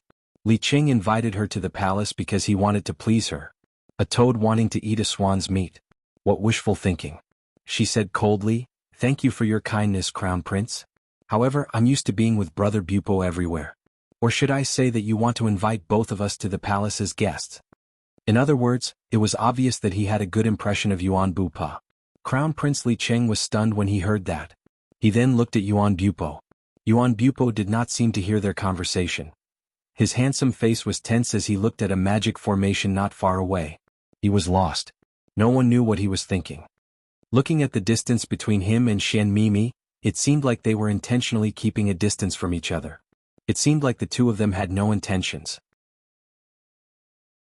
Yuan Bupo had been inquiring about the whereabouts of a lady from the Great Zhou dynasty called Yun Sheng. His expression was very nervous at that time. It was obvious that he was interested in that lady. As the crown prince, Li Cheng was honest and considerate, but he was no fool. He knew that if he could get the help of the Xianyuan and Xianyuan clans, his chances of ascending the throne in the future would greatly increase. He had to find a way to find the lady named Yunsheng. That way he could cut off Xian Mimi's admiration for Yuan Bupo and please Yuan Bupo at the same time. A palace appeared in front of them. The palace was a typical southern building. It had undulating eaves and was richly ornamented. Crown Prince Li Cheng saw a group of people coming as soon as he got close to the Morning Dew Palace. The leader was the second prince, Li Xiao. Crown Prince Li Cheng's expression changed when he saw that. The banquet was supposed to be a private one. Li Cheng did not want Li Xiao to know about it. Although he and Li Xiao were brothers, they were worlds apart in terms of appearance and ability. He wanted to please Xian Mimi and take the opportunity to propose marriage. However, if Li Xiao was there, even a blind man would know who to choose. Brother, what a coincidence. I'm here to greet Empress Min. Who are these two? Li Xiao looked elegant as usual. He was wearing a dark purple sorcerer's robe. The sorcerer's scepter was at his waist and he had a jade crown on his forehead. His features were picturesque. He looked up and saw that behind Li Cheng, there was a tall young man and a slim young girl following closely behind. Li Xiao saw Yuan Bupo's face clearly. He could not help but praise him in his heart. He did not expect there to be such an outstanding person in Grand Emperor City. Li Xiao and Xian Wuji had known each other for a long time. However, Xian Wuji was a mediocre person. When he saw Yuan Bupo today, he realized he was much more powerful than Xian Wuji. He looked at Xian Mimi. Although she was wearing a veil, he could tell she was a beauty just by looking at her temperament. Greeting? It's already the moon. What kind of greeting was this for an hour? Li Cheng was furious. Xian Mimi, who was next to him, could not help but take a few more glances when she heard it was Tang Yuan's second prince. With one look, Xian Mimi couldn't help but reveal a stunned expression. She always thought Yuan Bupo was the best-looking man in the world. She did not expect Tang Yuan's second prince to be so handsome. In fact, Li Xiao and Yuan Bupo had two different temperaments. Li Xiao was handsome with a hint of aristocratic elegance. If one did not know him well, they would think he was a gentleman. Yuan Bupo was a young man. He was beautiful from head to toe. His appearance was similar to a woman's, but he did not give off a feminine vibe. When the two of them stood together, they were like two bright stars in the sky. Their brilliance was irreconcilable. Li Cheng was furious. However, as the saying goes, a slap does not hit a smiling person. Li Xiao was famous for being a smiling fox. Li Cheng could only smile and say, "Second brother, you're so considerate. These two are important guests from Grand Emperor City. It's a coincidence today that mother is hosting a family banquet in the palace to entertain the two guests. I saw that Imperial concubine Su was not feeling well. I thought you were attending to her at her bedside, so I did not inform you. Imperial brother is really thoughtful. Mufei's health is no longer in danger. I haven't paid my respects for many days. Coincidentally, someone sent over several bolts of high-quality smoke cloud silk today. I thought of Mufei and entered the palace." Li Xiao's gaze seemed to linger on Xian Mimi's body. "If that's the case, follow me into the palace." Li Cheng had no choice but to enter the palace with the second prince. When Min Ho saw the second prince, a trace of unnoticeable displeasure flashed across his face. Li Xiao and his mother had been pampered and domineering in the palace all these years. Li Xiao even used his mother's weak body as an excuse to skip the formalities of greeting. He could have done it at any other time, but he chose to do it tonight. The group of people had their own thoughts as they took their seats. However, the palace banquet became turbulent because of Li Xiao's sudden participation. An unknown danger was approaching quietly. Chapter 453. Thank you, Second Prince. Today's banquet is a private banquet. I'm very happy that you can come. Although Queen Min was angry, she still looked amiable on the surface. Queen Min and Crown Prince Li Cheng looked alike. Their appearances were ordinary, but their temperament was not bad. It was obvious that they were nurtured by years of palace life. Queen Min was able to stand in the harem for so many years. Compared to Queen Li of Zhou State, she was more outstanding. She then looked at the two distinguished guests from Grand Emperor City. With a kind expression, she pulled Xian Mimi over and looked her up and down. You must be Mimi. As expected, you live up to your name. Your looks and figure are even more outstanding than your mother's. Queen Min's mind was clear. She had already guessed Crown Prince Li Cheng's intention. If it was before, Queen Min would look down on Xian Mimi's background. After all, Xian Mimi was not the legitimate wife's child. Her identity was not presentable. However, now that Xian Wuji was dead, Madame Bai's downfall was inevitable. Xian Mimi's identity was different. Min Ho and Lady Ro had met once and knew that although Lady Ro wasn't the official wife, she was more shrewd than the jealous Lady Bai. Thinking about it, a daughter raised by such a woman wouldn't be too bad. Xian Mimi did not have a good impression of Crown Prince Li Cheng. She did not have a good impression of Queen Min either. She responded indifferently. Queen Min seemed to have guessed something when she saw Xian Mimi's indifferent expression. She did not blame Xian Mimi. She looked at the men sitting at the side. Crown Prince Li Cheng's identity was the most honorable. However, when he stood with Yuan Bupo and Li Xiao, he was inconspicuous. I've been a vegetarian for many years. I've only prepared vegetarian dishes. If they don't suit your taste, please don't be offended. Queen Min ordered the palace maids to serve the dishes. The dishes prepared by Min Ho were very exquisite. The wine prepared was also top-grade Tang wine. It tasted like honey and was very mellow. Even Xian Mimi, who had never drunk alcohol, couldn't help but drink until her face turned red. Li Xiao was good at talking. As they chatted, he talked about many interesting stories in Tang Yuan Kingdom. Xian Mimi could not stop laughing. In comparison, Crown Prince Li Cheng was very dull. He did not say much. Yuan Bupo still looked absent-minded. He did not eat much and began to drink his wine. Queen Min watched from the side and was secretly anxious for her son. If this continued, Xian Mimi's thoughts would be stolen by Li Xiao. It just so happened that at this moment the second Prince Li Xiao mentioned something amusing. Xian Mimi laughed so hard that she was trembling. Cheng'er. Queen Min frowned and glanced at her son. Didn't you learn the zither a while ago? I heard that Mimi is quite accomplished in the zither. Why don't you let Mimi guide you? Crown Prince Li Cheng also saw second Prince Li Xiao and Xian Mimi having a good discussion. He was vexed in his heart. With Min Ho's reminder, the second prince and Xian Mimi looked at Li Cheng. Even Yuan Bupo stopped drinking. Oh, your majesty, the crown prince knows how to play the zither? Xian Mimi's beautiful eyes were even more alluring under the light of the palace lanterns. Li Cheng swallowed his saliva. He wanted to show off his skills in front of Xian Mimi. He hurriedly stood up. It's just a few years of elementary school. Since mother said so, I'll show you my incompetence. He ordered the palace maid to bring the zither and placed an incense burner. Crown Prince Li Cheng's cultivation was far from Li Xiao's.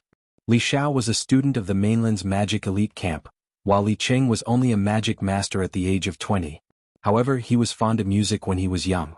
He had a famous musician in the palace as his teacher and learned the zither for 15 years. Queen Min was being humble when she said that it was his first time learning the zither. Grand Emperor City was famous for guzhanga.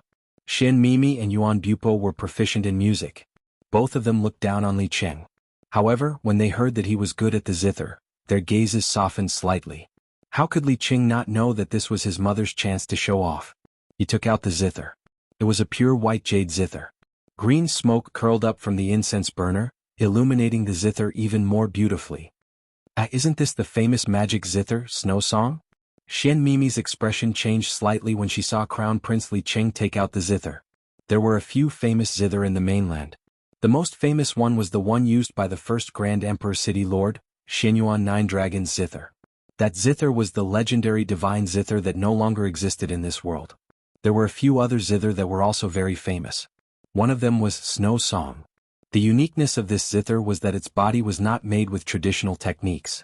Ordinary zither were made with wood or the bones of demonic beasts. The more special ones were made with jade or metal. However, Snow Song was made with a piece of 1,000-year-old ice that was 10,000 meters below the glacier sea. The ice was accidentally fished up by a local fisherman and was transferred to Tang Yuan. The magicians of Tang Yuan used 3 years and used all kinds of methods but were unable to melt or carve out this piece of 1,000-year-old ice. In the end, a female magician from the immortal Zhu nation used a special refining method to refine this zither. Later on, Snow Song was bought at a high price. No one knew how many owners it had passed through until more than 300 years ago, when a magician who was proficient in music used Snow Song to play snow all over the sky on a June day. That was how Snow Song got its name. I didn't think there was such a zither in this world. Crown Prince, play a song. I want to see if it can create snow all over the sky like in the legends. Xian Mimi was a woman. Women were the most superstitious when it came to hearsay and legends that were like myths. It was only the end of September. It would be strange if snow suddenly fell. When Li Qing heard this, he secretly cursed. This Snow Song was a newly acquired zither. His original intention was to show off in front of Xian Mimi, who knew that he would end up making a fool of himself. It was still unknown whether Snow Song could create snow all over the sky. In any case, the Crown Prince had played it 3 or 4 times. There was nothing special about it. With his zither skills, he might not even be able to play a snowflake, let alone create snow in June. However, if he could not play it, he would be ruining the beauty's heart. Then his efforts to please Xian Mimi would be in vain. Li Xiao saw the Crown Prince's troubled expression. To put it bluntly, his elder brother was an idiot. Royal brother, then you should have a good song. Don't ruin Miss Xian's good intentions. Li Xiao's eyes were filled with ridicule. Li Cheng clenched his teeth in hatred. Empress Min also had a helpless expression. Yuan Bupo saw the two's open and covert struggle. He shook his head in his heart. It was a good zither, a good scenery and good wine. It was a pity that it was ruined by these people who did not know how to enjoy themselves. Yuan Bupo saw the Crown Prince's attempt to please him. He was not interested in these fights between the royal family. However, when he thought about how Li Xiao might be the mastermind behind the attack, he was furious. If the Crown Prince doesn't mind, I'm willing to play the zither with you. What do you think? Yuan Bupo's suggestion made the Crown Prince sigh in relief. Chapter 454. Xian Mimi was overjoyed too. Brother Bupo, I haven't heard you play the flute for a long time. Every person in Dihong City would follow the rules of Dihong City from the moment they were born to when they turned 1 year old. However, it was different from the boundless continent. The children in the Grand Emperor City were grabbing musical instruments. Yuan Bupo grabbed the flute with one hand. Hence, he used the flute to practice the Dihong song all these years. As for Xian Mimi, she chose the guqin. It was also because of the musical instrument that Xian Mimi had always claimed that she and Yuan Bupo were destined to be married. It was said that the first person in Dihong City was the city lord and his wife. One of them was good at the flute while the other was good at the guqin. It was said that the last 3 movements of the Dihong song also used the flute and the guqin to achieve the greatest effect. Hence, Xian Mimi naturally thought that she and Yuan Bupo were destined to be together. Yuan Bupo was not interested in this. When they were in Dihong City, Yuan Bupo almost never played the flute in front of her. She chased after him and asked him a few times. She still remembered Yuan Bupo's words very clearly. I only play the flute for 2 people. One is my confidant, the other is my lover. In other words, Xian Mimi was neither of them. At that time, Xian Mimi was furious. She did not know if Yuan Bupo had too much to drink, but he took the initiative to say that he wanted to play the flute. Xian Mimi was overjoyed. She wanted to see what level Yuan Bupo's flute music had reached. Thank you, brother Yuan. Crown Prince Li Qing invited Yuan Bupo to play the flute together. The 2 of them chose a song that was popular in the mainland, Goddess of Luo. The song Goddess of Luo came from the Immortal Residence. It was said that a folk musician passed by the Immortal Residence nation and met an elf princess by chance beside the Immortal Residence's border river, Luo River. The princess happened to be playing with her maid by the river. The musician remembered the princess's appearance. He looked at her from afar. She was like a hibiscus in the water. She was as beautiful as the moon. Her laughter was crisp and clear, like the sound of a falling jade pearl breaking. The musician immediately played a song praising the beauty of the elven princess. Because they had met by the Luo River, this song that was used to describe the beauty of a woman was named Goddess Luo. Crown Prince Li Qing had an ulterior motive for choosing this song. He wanted to use music to describe people and praise Xian Mimi. One of them played the zither while the other played the flute. Under the moonlight, one could only hear the sound of the zither and the flute. Crown Prince Li Qing's zither skills were indeed extraordinary. It was no wonder that he had been immersed in the zither for more than 10 years. Coupled with the unique timbre of the Snow Song, there was a unique charm when he played it. Needless to say, Yuan Bupo's flute music was even better. He had added a part of the Dihong Song's rhythm into his flute music. Not only was it beautiful but it was also faintly unique. In the morning dew palace, everyone was immersed in the beautiful sound of the flute and zither. At this moment the goddess Luo's song had reached its climax. It happened to be the moment when the beauty of the elven princess was vividly described. The two people's zither and flute music kept dancing. Li Qing only felt that his hands were not listening to him anymore. Yuan Bupo frowned slightly. Li Cheng's zither skills were not too far off from Xian Mimi's, but it was still not right. The harmony of the zither and flute was about a realm. Just like the harmony of the zither and the flute, it was also a realm. This realm was not related to the zither skills, it was related to the person. The original intention of playing the goddess Luo song was to go along with Crown Prince Li Cheng. However, towards the end he seemed to be attracted by the scene in the goddess Luo song. He could not help but see the scene of a beauty playing in the water. Yuan Bupo could not help but recall the time when he first met Yun Sheng. He and Yun Sheng had only met a few times. When they first met, Yun Sheng was dressed like a handsome young man. Although she was a man, Yuan Bupo, who was also a man, could not help but take a few more glances at her. At that time Yun Sheng was like the rising sun. She was handsome and unruly. She did not know how to play the zither, but she rashly competed with him. He still remembered that Yun Sheng's zither skills were terrible. She was much worse than Crown Prince Li Cheng. However, she was very bold. Or perhaps she was very smart. No matter how he sped up the flute music or changed the tune, she would be able to catch up. It felt as though he had found a soulmate. At that time, the zither and flute battle skills ended in a draw. The second time they met was in the Earth's core smelting cave. When Yuan Bupo first saw her, her clothes were untidy and her face was dirty. However, even under such circumstances, her thin shoulders, slim waist and jade-like skin still caught Yuan Bupo's attention.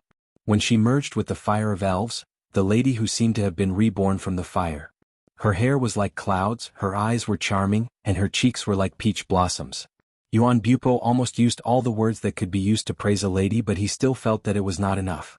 Every man would form their own Luo Shen in their heart when they heard Luo Shen. She would either be enchanting, pure, or outstanding. At that moment, the Luo Shen in Yuan Bupo's heart was Yun Sheng. It was a pity that Yun Sheng's whereabouts were unknown. If she were to die, his heart suddenly felt empty, as though something was missing. Yuan Bupo's heart was throbbing in pain. He replaced the longing and insecurity in his heart with the flute music under his lips. Just like the river after a storm, all of his worries and longing poured out in an instant. The flute music changed abruptly and became faster. Crown Prince Li Qing noticed that too. He could not help but become flustered. However, how many people in the world could catch up with Yuan Bupo's flute music? He played faster and faster, and Li Cheng's zither music could no longer catch up with Yuan Bupo's flute music. His forehead was sweating profusely as his fingers brushed across the surface of the zither. Virum. The sound of the zither reverberated and one of the zither strings broke. Crown Prince Li Cheng's face instantly turned pale, but Yuan Bupo's flute music did not stop. Brother Bupo? Xian Mimi's face was also filled with grief. How could she not tell that Yuan Bupo's heart was already in a frenzy? Why was his heart in a mess? What was it? His face turned cold and Yuan Bupo could not help but lift his hand to touch his face. He saw that it had started snowing. The snow in September was not heavy. It was fluttering like reeds. It did not feel cold even when it landed on one's face. Crown Prince Li Cheng was shocked. It was really snowing. Was the snow really played by Snow Song? Li Xiao was also in disbelief. He looked around and saw a sorcerer quickly putting away his magic scepter. It seemed that the snow, attracted by the zither and flute music. After a while, Yuan Bupo's body was covered in snow. His hair and the space between his eyebrows were also covered in snow. He looked as though his hair had turned white overnight. Xian Mimi looked at Yuan Bupo in a daze. She only felt her heart aching more and more. She had never seen her brother Bupo like that before. All of this was for Yun Sheng. Chapter 455. Why did he fall madly in love with Yun Sheng after meeting her 3 times? Great. It's a great song. The Crown Prince and young Master Yuan's Luo Shen is a perfect match. Min Ho took the opportunity to compliment. She could tell that something was wrong with Yuan Bupo earlier. Fortunately, she was prepared. She asked the palace sorcerer behind her to cast a sorcery secretly and managed to deal with it. Young Master Yuan's flute music is the best in the world. It's amazing. The second prince, Li Xiao, complimented as well. However, he did not mention Crown Prince Li Cheng's Guqin skills at all. It embarrassed Li Cheng. Yuan Bupo held the 9-dragon flute in his hand as his heart turned cold. He suddenly said to Minho, "Minho, I have a favor to ask. I came to Tangyuan with a lady named Yun Sheng. We were attacked on the way and she and I were separated. I hope the Empress can help me find her. She's my sweetheart." Minho was shocked when he heard what Yuan Bupo said. On the other hand, Xian Mimi's expression changed. She did not expect Yuan Bupo to say that Yun Sheng was his sweetheart in front of Minho. Yuan Bupo had a sweetheart? Li Cheng and Li Xiao were relieved, but Li Xiao could not help but frown. The lady named Yun Sheng should be the female sorcerer from the residence of Yun that Xian Wuji mentioned earlier. Could it be that the 50 magicians that he had lost were related to Yun Sheng? Minho understood that Yuan Bupo and Xian Mimi only had one-sided love. Judging from the flute music earlier, Yuan Bupo's talent was quite high. In time to come, his attainments in Di Honga would not be inferior to the current city lord of the Grand Emperor City. If such a person could help Cheng it would definitely be beneficial in the future. Young Master Yuan was attacked on the way? Someone dared to attack a demonic beast with Di Hong City's symbol. How dare they? Cheng, get someone to investigate this thoroughly tomorrow morning, Minho said coldly as he glanced at Li Xiao.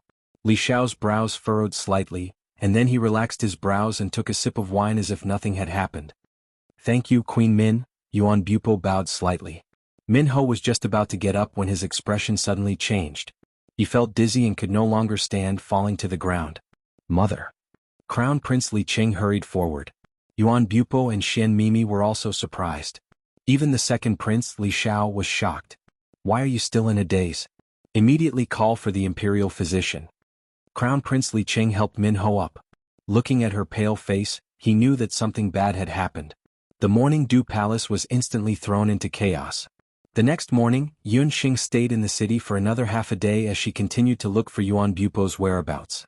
After searching for a long time, he still didn't find anyone with the surname Xian or Yuan staying in any of the inns in the city. Yun Sheng was tired of searching, so she casually walked into a lively restaurant in the city and ordered some wine and dishes. After eating a few mouthfuls, he suddenly heard a few guests at the neighboring table discussing. "Have you heard? Something big happened in the palace yesterday." "Isn't that so?" The city was bustling early in the morning. It said that the palace was in a mess. Biantong was under the emperor's rule. In such a place, all kinds of news were spread quickly.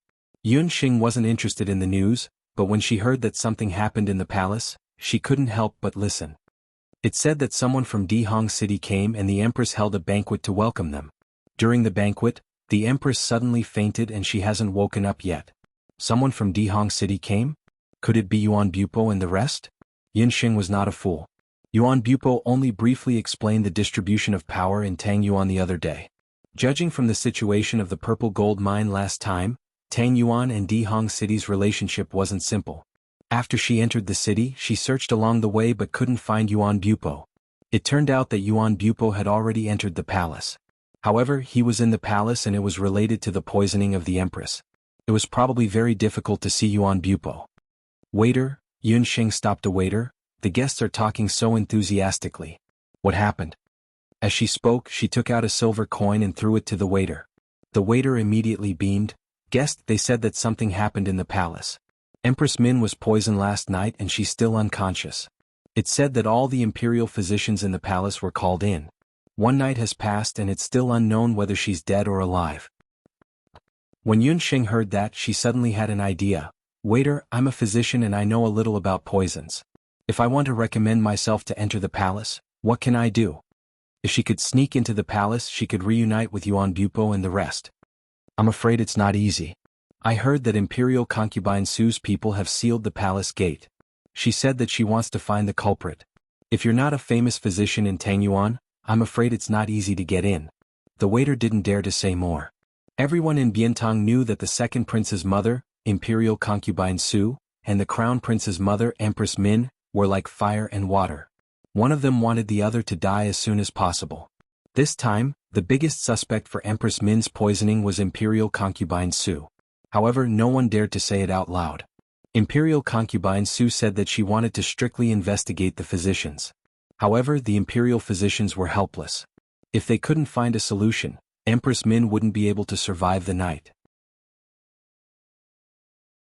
If Empress Min died, the palace would belong to Imperial concubine Su and the second prince. Then it's difficult. I have a good antidote. Unfortunately, I can't enter the palace. Yun Sheng's face was full of regret. Young lady, are you telling the truth? A famous drinker suddenly rushed up from the side. He looked at Yun Sheng with a nervous expression, but his eyes were full of hope. Of course it's true. When I was in Zhou State, I cured many poisons. My master is an imperial physician in Zhou State.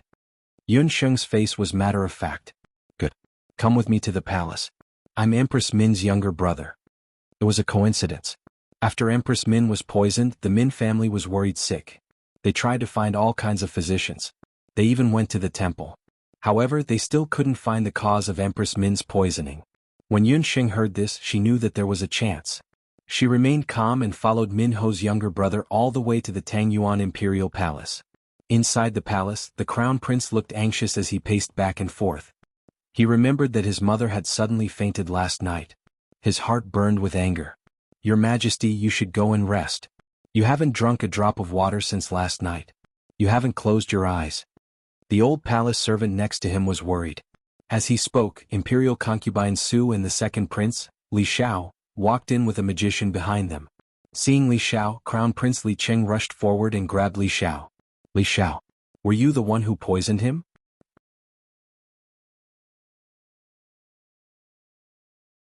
Chapter 456. Queen Min's health had always been good. She had never seemed ill. Yesterday, Li Xiao had come to the banquet for no reason. Then Queen Min had suddenly collapsed. Looking at Queen Min's appearance, she had clearly been poisoned. However, all the imperial physicians in Tangyuan had been mobilized. They had taken turns to look at her, but they could not find anything wrong with her. Li Xiao swept Li Cheng's hand away. His tone was very displeased. Li Cheng, what nonsense are you talking about? Which pair of eyes of yours saw me poisoning? Furthermore, on that night, you and I, as well as the two esteemed guests from Grand Emperor City, were all present. We used the same wine and food and no one was poisoned. Only the Empress was poisoned. What right do you have to say that I poisoned her? Li Xiao was also surprised when he saw Empress Min suddenly fall to the ground yesterday. Although Queen Min was the Empress, she was not favored. Why would Li Xiao kill her? Crown Prince, you can't speak nonsense. Murdering the Empress is a capital offense. Besides, why would Xiao murder the Empress? Imperial concubine Su frowned. She and Queen Min had been fighting for many years. They had been at each other's throats. She was not stupid. What good would it do to harm Queen Min at this time? If I really wanted to harm the Empress, why would I invite a sorcerer from the temple? Li Xiao smoothed his collar. His face was full of disdain. Only then did everyone notice that there was a well-dressed sorcerer behind Li Xiao. That person was wearing a sorcerer's robe from the temple. Li Xiao had a good relationship with the temple. After Queen Min's accident, he immediately ordered people to invite a sorcerer from the temple. Is this Xia Wenshu or Xia Ximing? The crown prince could not find anything wrong with Li Xiao. He could only glare at Li Xiao angrily. The temple's elder Ximing had stopped treating people a long time ago. In these years, when important members of the imperial family were injured, it was mostly Xia Wenshu who treated them. He could become the crown prince largely because of Queen Min. However, in these years, Queen Min's maternal family had been weakened. Li Xiao was also close to the temple. His sense of crisis had increased day by day. He didn't want to invite the people from the temple fair, but the imperial physicians were at their wits' end. They could only try using the light magic of the temple fair. Xia Ximing has been in seclusion for the past few days, so he can't come. I'm his senior, Rui. The magician who spoke was young, about the same age as Crown Prince Li Cheng. He was handsome, humble, and courteous, just like how the Dharma temple treated people. Not Xia Ximing? Li Cheng was slightly disappointed, but in any case, this person was Xia Wenshu's junior brother. It could be assumed that his attainments in light magic were also quite good. Li Cheng hurriedly dodged, letting Rui walk in. The group of people waited outside. Inside the temple, Xia Wenshu quietly sat in front of the Heaven's Mandate mirror. Ever since he came back from Zhou State, Elder Judge Ming, who had never lost his temper, actually scolded him fiercely. Xia Wenshu didn't explain too much in the face of criticism. This made Jiyu even more furious, and he immediately punished Xia Wenshu by locking himself up for a month to reflect on his mistakes. Without permission, he was not allowed to leave the temple. This was why Xia Wenshu couldn't go when Min Ho was in trouble. Xia Wenshu didn't express any resentment in the face of the punishment. He didn't say a word and only meditated in front of the Heaven's Mandate mirror. Xiao Wenshu also noticed the cracks on the Heaven's Mandate mirror. He couldn't help but sigh. Last time he had to bear part of the responsibility for what happened to Yunba. He knew that his master would be furious, but he still did it. This was also the first time he disobeyed his master's wishes. He still remembered that day when his master flew into a rage and questioned him, "Why did you do it? Do you know that your actions this time have already revealed the secrets of the heavens? If the Heaven's Mandate mirror is damaged, the Dharma Temple's luck will also be affected, and your own fortune will also be greatly reduced." He knew all of this, but he still did it. The reason he did it had nothing to do with the country, nor was it related to his fortune. He just wanted to help Yun Sheng. That was all. Young Master Ming. Yu Ji quietly appeared behind him.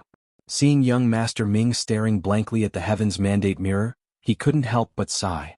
After his young Master Ming returned, he looked like he had lost his soul.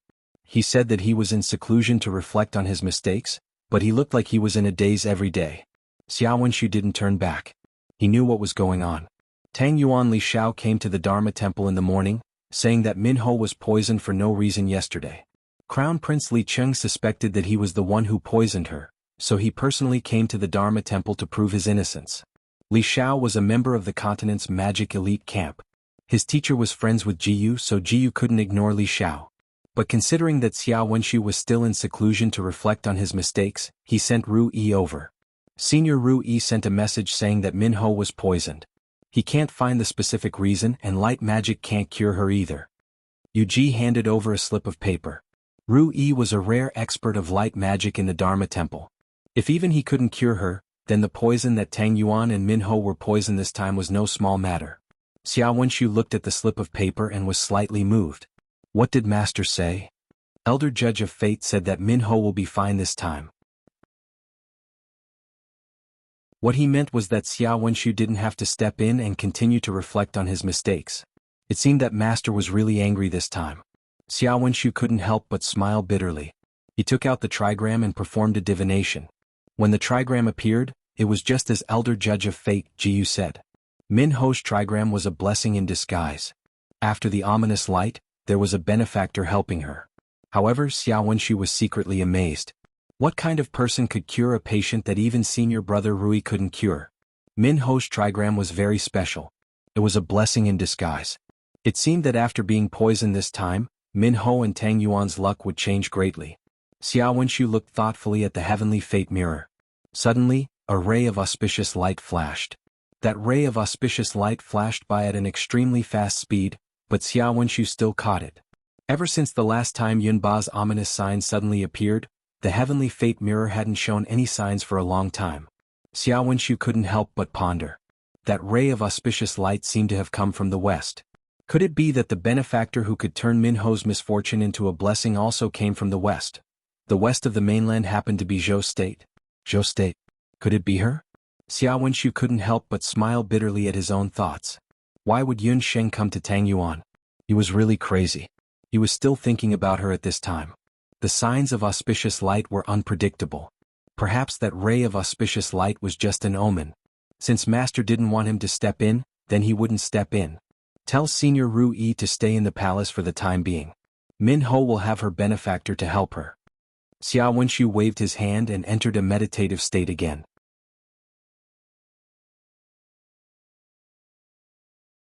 Chapter 457.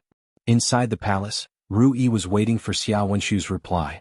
Just now, he had checked Queen Min's body in front of everyone's expectations, but he didn't find anything strange. He had hoped that Junior Xiao would be of some help, but he didn't expect Junior Xiao to reply like this. Queen Min has a benefactor in her life. Benefactor? Even Tang Yuan's imperial doctors couldn't do anything about Queen Min's illness. Where did this benefactor come from? Crown Prince Li Cheng was disheartened when he saw that the light magicians invited by the temple couldn't do anything. At this time, a servant came to report, Crown Prince, Assistant Minister Min is outside the palace. He said he found a miracle doctor who can save the Empress. Imperial concubine Su and the others were stunned. Assistant Minister Min was Queen Min's younger brother. When the Crown Prince heard this, it was as if he had seen a life-saving straw. He hurriedly said, "It's Uncle Min. Let him in." "Wait, Your Majesty, the godly doctors near Bientong have all been invited to the Imperial Palace. Whether or not the doctor invited by Uncle Min is a godly doctor is still unknown. You must not rashly let people outside the imperial palace in. Imperial concubine Su was only an imperial concubine, but she was deeply favored by Emperor Tang Yuan. When Queen Min was still alive, the two of them were in charge of half of the harem.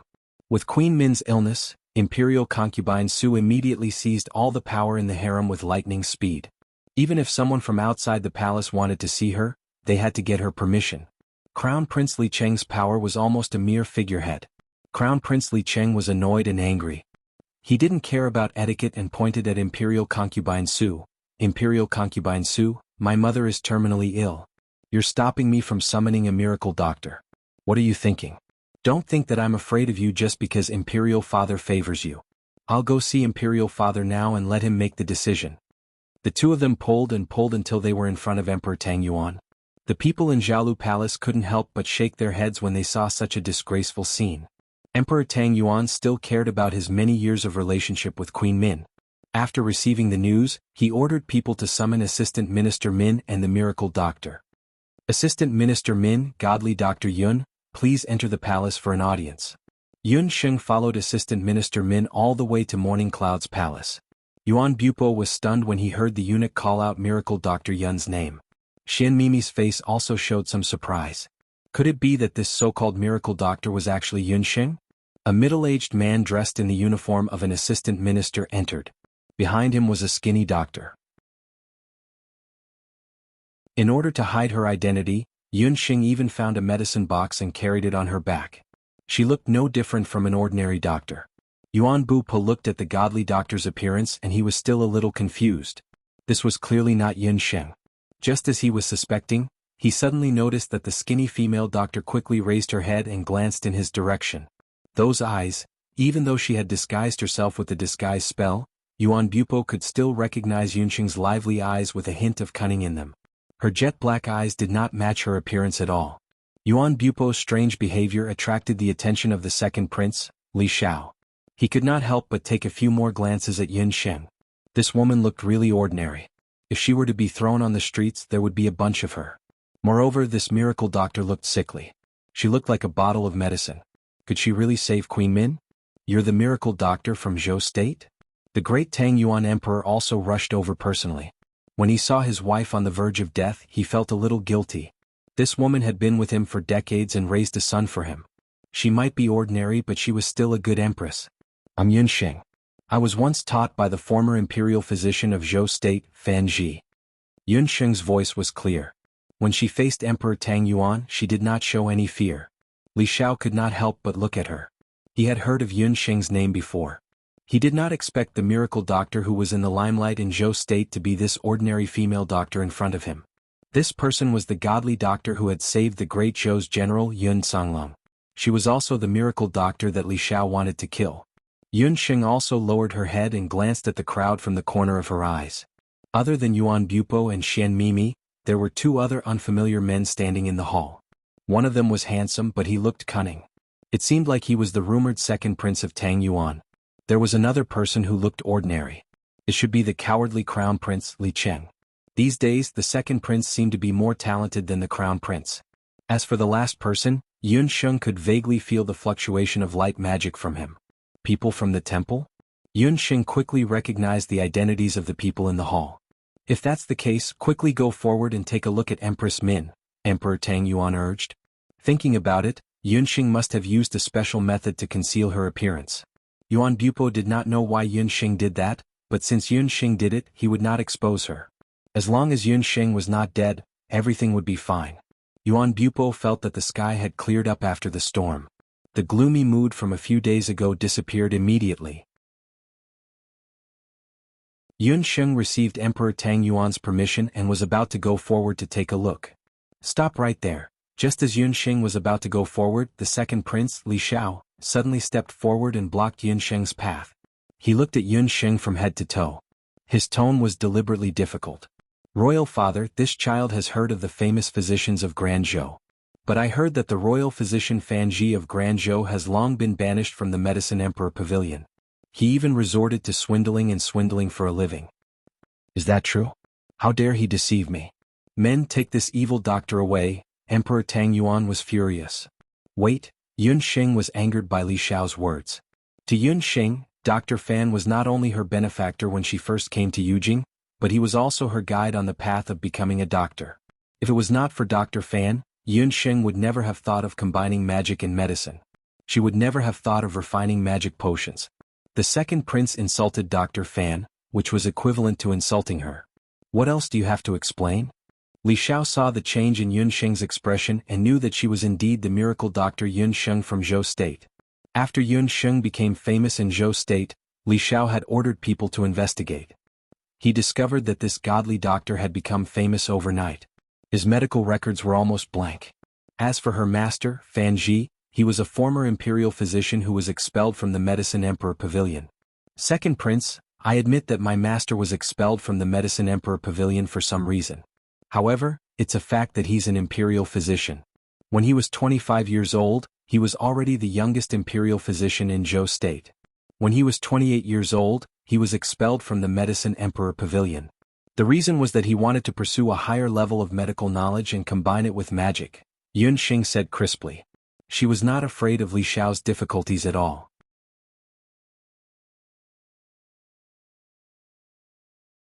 Chapter 458. Is this doctor talking about Zhou State's Dr. Fan Ji? Ru Yi, who had been silent all this time, spoke up. He was a magician from the Temple of Magic and had a very honorable status. Even Emperor Tang Yuan had to be respectful to him. Oh, could it be that Lord Ru Yi has heard of this person's name before? Emperor Tang Yuan couldn't help but ask. I've met Dr. Fan once. Ru Yi was Xiao Wenshu's senior. Before Xiao Wenshu became an adult, he had always been by Elder Ji Yu's side. At that time, Fan Ji was still in the Medicine Emperor Pavilion. Ru Yi had some impression of Fan Ji. He remembered that he was a doctor with great medical skills and would occasionally have unique opinions. Unlike the Medicine Emperor Pavilion that blindly pursued ancient medical skills, Dr. Fan was a very flexible doctor in Ru Yi's opinion. Later on, he also heard that Dr. Fan left the Medicine Emperor Pavilion for some reason. However, his reputation in Zhou State was still very good. In particular, he had joined a rapidly developing medical center in Zhou State, the Little Ci Entong. Emperor Tang Yuan also understood that magic and ancient medical skills were like fire and water. Ru Yi also glanced at Yunxing and recalled what junior brother Xia had said earlier. Empress Min had her own benefactor helping her. Could it be that Empress Min's benefactor was this female doctor from the Great Zhou in front of them? Your Majesty, why don't you let this lady take a look? After all, magic and ancient medical skills are unable to immediately diagnose the Empress's illness. Perhaps Miss Yun, who is proficient in magic and ancient medical skills, will be able to see the reason. I won't hide it from your Majesty. When Ru Yi entered the palace, Junior Xia had already sent someone to deliver a message. He said that the Empress's benefactor will naturally come from the southwest. Ru Yi spoke up for Yun Sheng. Rather than saying that Ru Yi had confidence in Yun Sheng, it was more accurate to say that he had confidence in his junior brother Xiao Wenshu. Xiao Wenshu was born with heavenly eyes and his words were never wrong. Xiao Wenshu's words were without a doubt irrefutable and would definitely happen. A benefactor from the southwest? Wasn't that Zhou State? Even Xia Si-ming from the Dharma Temple had said so. Second Prince Li Xiao could only step aside gloomily. He didn't understand why Xia Si-ming, who had always been neutral, would speak up for someone from Zhou State this time. Did young Master Ming really say that? That benefactor must be Miracle Dr. Yun. There was a misunderstanding just now, please don't take it to heart. Divine Doctor, please come in and take a look. If you are able to cure the Empress' illness, I will definitely reward you handsomely. Emperor Tang Yuan said with an amiable expression. Your Majesty, if Yun Sheng is cured, please agree to Yun Sheng's 2 conditions. Don't worry, Yun Sheng's 2 conditions are not excessive, and they are definitely acceptable to your Majesty. Yun Sheng was not in a hurry to see the doctor. She actually dared to negotiate with Emperor Tang Yuan? The Morning Dew Palace was filled with astonishment. Xian Mimi sneered from the side, you don't know what's good for you. Do you really think that your medical skills are unparalleled? Accompanying the emperor was akin to accompanying a tiger. In the end, Emperor Tang Yuan killed Yun Sheng in a fit of anger. Emperor Tang Yuan was also somewhat angry. A mere commoner actually dared to negotiate with him. Imperial Father, please agree to Miracle Dr. Yun's 2 conditions. When Crown Prince Li Qing heard that Yun Sheng was Empress Min's benefactor, he hurriedly stepped forward to plead. Emperor Tang Yuan suppressed the anger in his heart. What conditions? If I cure Empress Min, your Majesty will have to make me an imperial physician and prove to the world that I'm definitely not a swindler. After Yun Xing finished speaking, she glanced sideways at second Prince Li Xiao. Yun Xing was a woman. She had a small flaw that all women had, and that was that she liked to hold grudges. Moreover, now that she had offended the Imperial Medicine Pavilion, she probably wouldn't have a chance to take the physician examination. She couldn't continue to stay as a physician. She could take a shortcut and directly jump to become an imperial physician. When second Prince Li Xiao heard this, he also knew that Yun Xing's words were directed at his previous accusation. He was unhappy, but he couldn't refute and could only sulk at the side. That's easy. If you can cure an illness that even my imperial physicians can't cure, then your medical skills will naturally be above the imperial physicians. How about this? If you can cure Empress Min, then I will confer you the title of imperial physician of Tang Yuan. The emperor of Tang Yuan was very decisive. A monarch never joked. When he said these words, even Yun Xing felt a little flattered. At the side, Ru Yi was even more astonished. From a physician to an imperial physician, this directly skipped the ranks of roaming physicians, scattered physicians and imperial physicians. This speed in the entire continent, there wasn't a single physician who had this kind of speed. This female physician surnamed Yun was really too savage. Xin Mimi was also furious. She didn't expect that not only did Yun Xing not offend the emperor, she was going to be made imperial physician of Tang Yuan? A 9-year-old imperial physician, this was really heaven-defying. On the other hand, Yuan Bupo's face was filled with worry. Although he heard from his brother-in-law that Yun Xing's medical skills were unparalleled in the world, he had never seen it for himself. Empress Min's illness was very aggressive and there were no symptoms at all. If it was poisoning at last night's banquet, he, Xian Mimi, and the rest were all present. Li Xiao didn't make any move to poison the food, so there was no chance. As for poisoning Empress Min's food alone, the chance was very slim. Because the imperial palace's dishes were all specially tasted by palace servants. Thank you, Your Majesty. Yun Xing's face was indifferent. This commoner has another condition.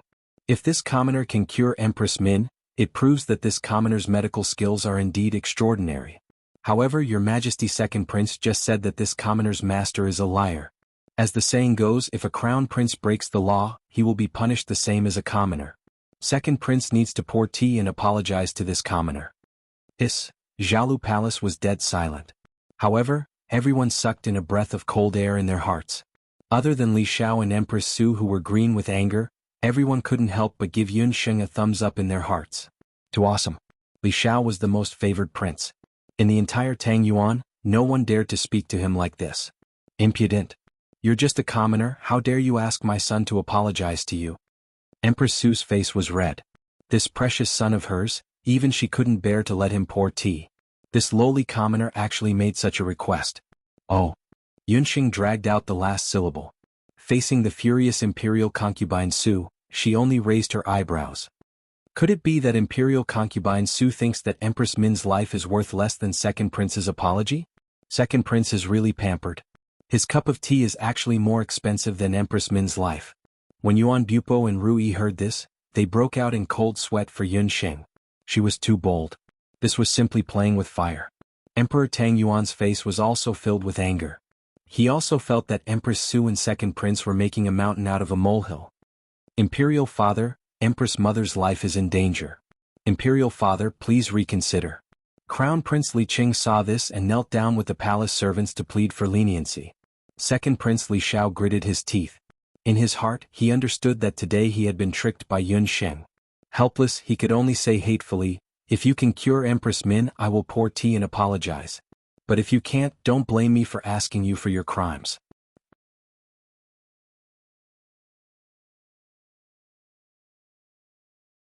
Chapter 459. Don't worry, second prince. This commoner will definitely not do as you wish. Yun Xing smiled.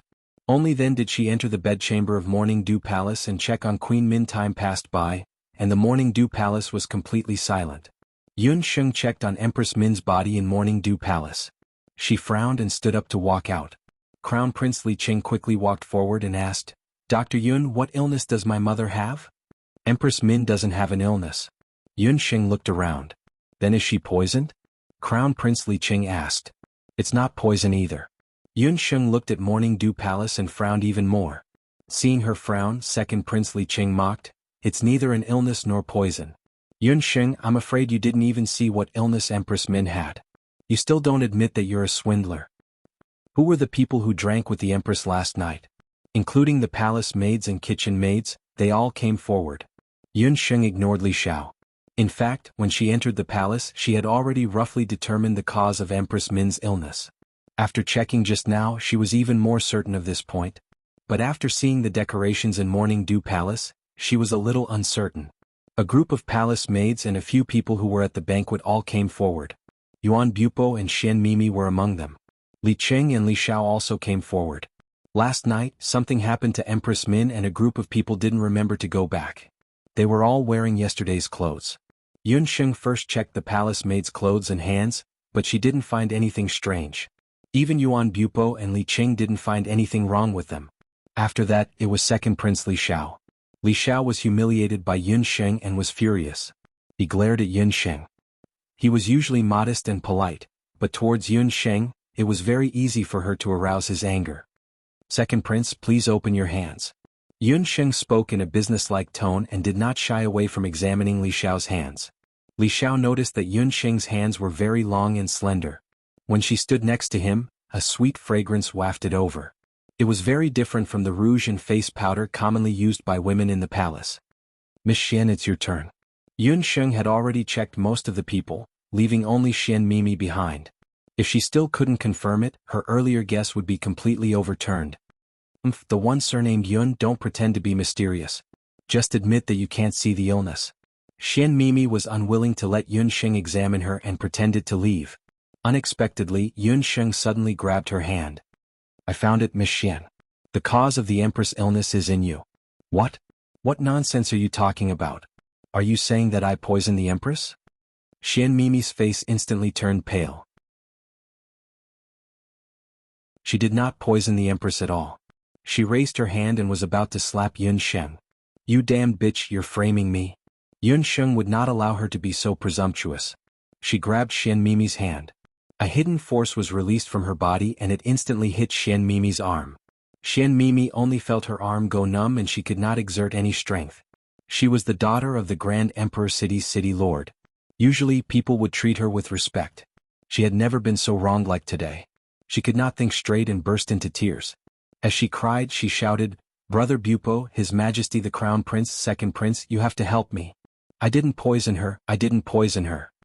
Xian Mimi poisoned her? Yuan Bupo was also shocked. He quickly went forward and pulled Xian Mimi up. "Yun Sheng, is there a misunderstanding?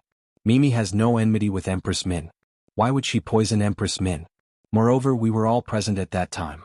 We did not see her poison her." Yun Sheng shrugged. "I only said that the cause of the illness was in her body. I did not say that she poisoned her." When Xian Mimi heard that, she immediately stopped crying. She glared angrily. "Yun Sheng, what do you mean by that?" Everyone at the side was also confused when they heard this. "His Majesty the Crown Prince, is Empress Min allergic to pollen?" Yun Sheng did not answer directly. Instead, she suddenly asked the Crown Prince. As soon as she asked, Yun Sheng realized that she had said something wrong. Allergy was a word that no one in the boundless continent knew. The Crown Prince was indeed confused.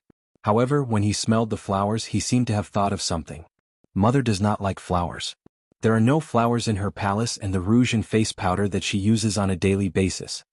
Empress Min's palace was different from the other concubines' palace. There were no flowers at all. They were all potted plants like pine and bamboo. Yun Sheng also noticed this. That's because Empress Min is allergic to pollen.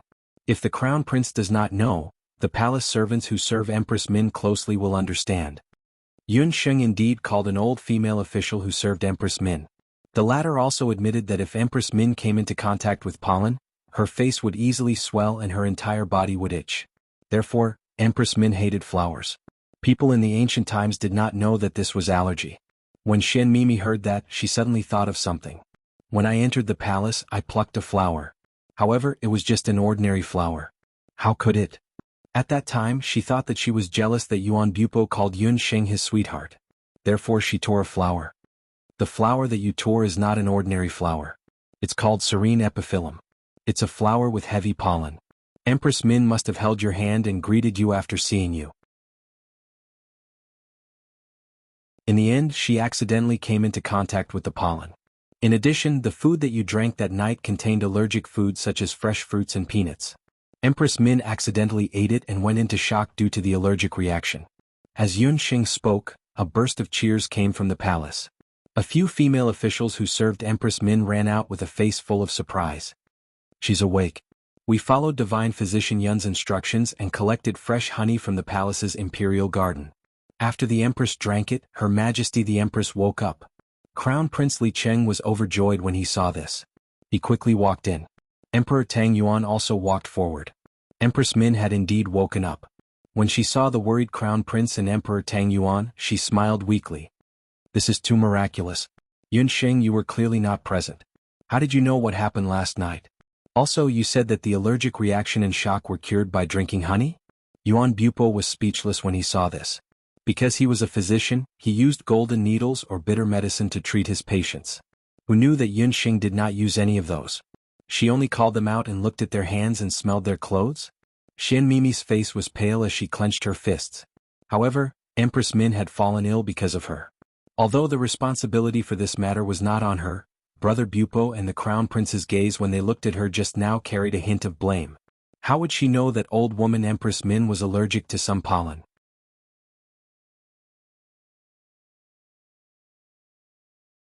Chapter 460. How could a normal person not be able to smell pollen at all? Tang Yuan's imperial physicians were also amazed by Yun Xing's miraculous medical skills. They all gathered around and said that they wanted to discuss with Yun Xing and ask about the treatment of this illness. Yun Xing had a bitter smile on his face. How could she explain? She couldn't tell these doctors from the boundless world.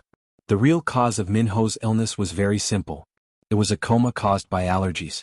Fresh honey, especially the bees raised in the imperial garden, had pollen grains that could resist allergies in their honey. This was the real reason why Min Ho woke up. She could only beat around the bush. When Li Xiao and Empress Su saw this, they were very bored.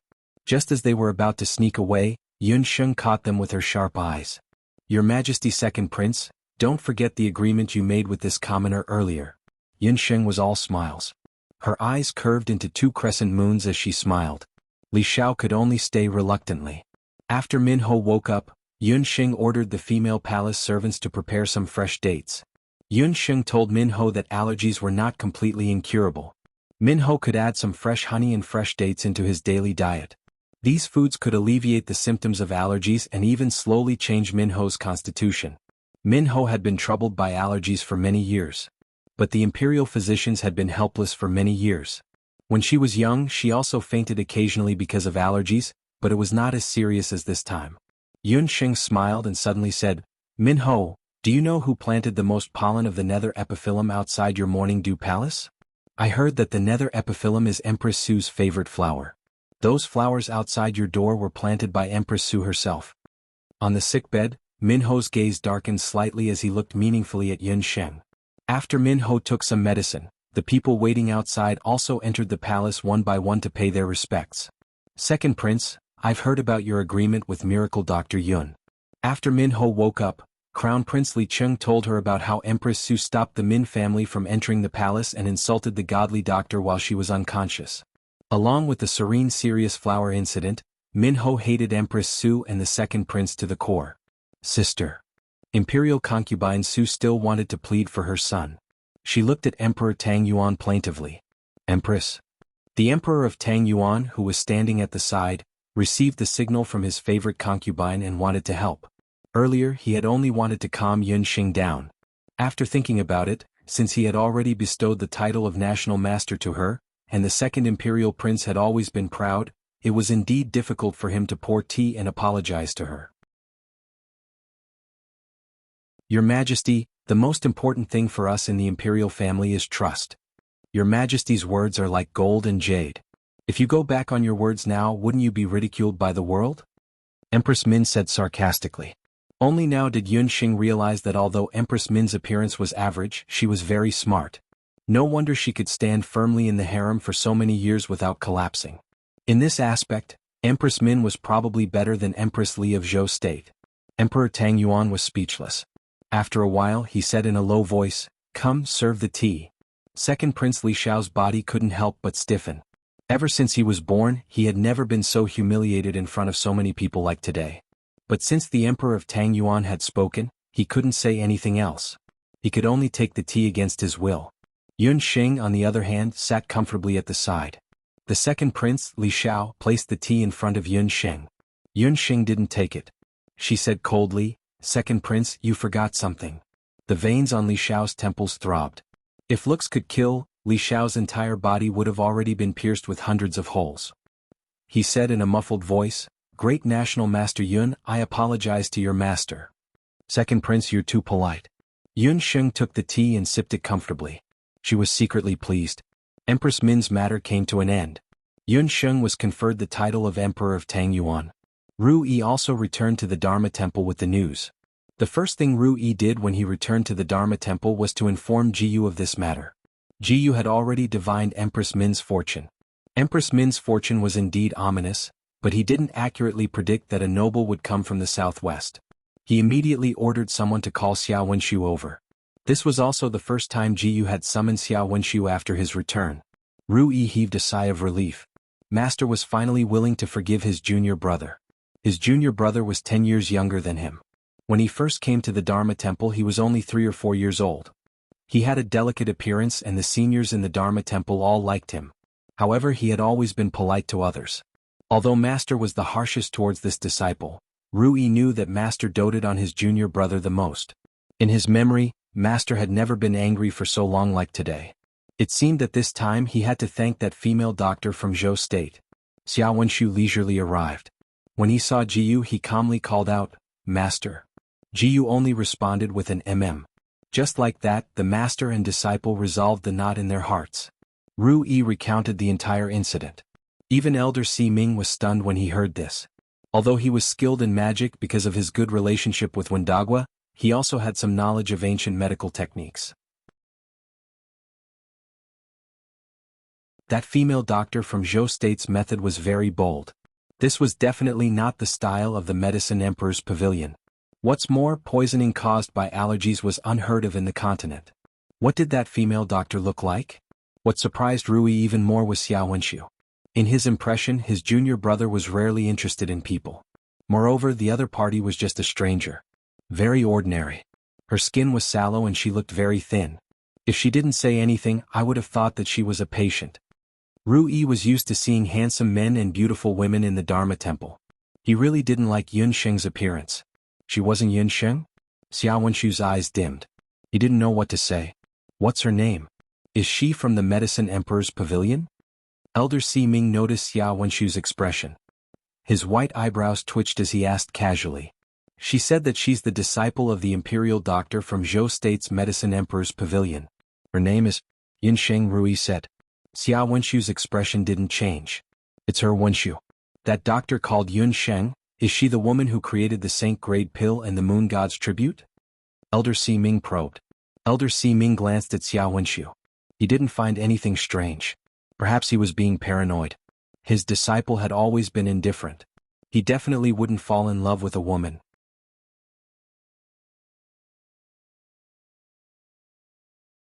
Chapter 461. Elder Si Ming couldn't help but laugh at his own suspicions. What? You're saying that she's the legendary female magician? She's a dual cultivator of magic medicine and ancient medicine, the one who forced the Medicine Emperor Pavilion to retreat? Ru Yi was surprised. He didn't expect that the sickly doctor who looked so ordinary was the female magician who was causing trouble for the temple these days. The mystery of the moon god's praise was still unknown to the temple. Even Ru Yi and the other magicians were clueless. That's her. Speaking of which, Wenshu, you stayed in the little Ci Entong for a while, but you didn't hear any news about the moon god's praise? Elder Si Ming didn't give up. Earlier, when Dagua's subordinate had sent a letter saying that he should pay attention to Xiao Wenshu. He said that Xiao Wenshu got along well with the people in the little Ci Entong. Elder Si Ming Jiyu understood Xiao Wenshu very well. This disciple of his, due to his background, treated people with gentleness, but only those who were close to him would know that under that layer of gentleness, there was indifference. He treated people with gentleness, neither happy nor sad, because he never put those people in his eyes. How could he get along with others to such an extent? Xiao Wenshu said in his usual tone, This disciple is useless, I didn't find any clues. If I knew that she was Yun Sheng I would have. Sigh, it's too late to say it now. After Minho's illness was cured, the Tang Yuan Emperor was very happy and bestowed Yun Sheng with the title of Tang Yuan Imperial Hand. When Ru Yi said this, Elder Si Ming took a deep breath. You said that Yun Sheng was bestowed with the title of Tang Yuan Imperial Hand? This is ridiculous. How old is she this year? She's not more than 10 years old. How many years has she been practicing medicine? I'm afraid she hasn't even been practicing medicine for 3 years. How can she be called an imperial hand with such qualifications? If Elder Si Ming's good friend, Wen Dagua, knew that a little girl enjoyed the same glory as him, he would be furious. Xia Wenshu secretly sighed in his heart. Master, do you know that the little girl you speak of has medical skills that can shock the entire continent? After Elder Si Ming heard this news, he was not in the mood to talk anymore. Yun Sheng was a citizen of Zhou State, but she was appointed as the national master of Tang Yuan. This news will soon spread in the mainland. At that time the reputation of little Ci Entong will rise. If she were to perform outstandingly in this area, or if she were to concoct a potion of a higher grade than the moon goddess's praise, the reputation of the temple would be suppressed. The Medicine Emperor Pavilion was a good example to learn from. When Dagua was not in the mood to say more and left with Ru Yi. Yuji, you can leave as well, Xia Wenshu said in a low voice. Yuji nodded. The room regained its tranquility. Xia Wenshu's calm and emotionless face suddenly changed slightly. It was as if a crack had suddenly appeared in a glacier that had been frozen for thousands of years. It was also as if a bright sun had suddenly appeared in a cloudy sky. In that instant, Xia Wenshu had turned from a saint to a mortal. His expression became soft, with inexplicable feelings, and the corners of his mouth unconsciously rose. Yinxing. Yinxing, it really is you. You are also in Tang Yuan now. He took out a piece of paper from his sleeve. On the paper, the woman's beautiful handwriting scribbled a few lines. The secret of the moon goddess's praise was on this paper. Xia Wenshu knew that he should have burned this paper, so that no one else would know about the secret of the moon goddess's praise except for Yun Sheng and himself. However, he was reluctant to burn the only thing beside him that had traces of Yun Sheng. He sighed softly, spread out the paper again and read it over and over again. The potion formed by the conflict of two opposite magic elements was refined under the high-grade moon goddess's praise. Two opposite magic elements.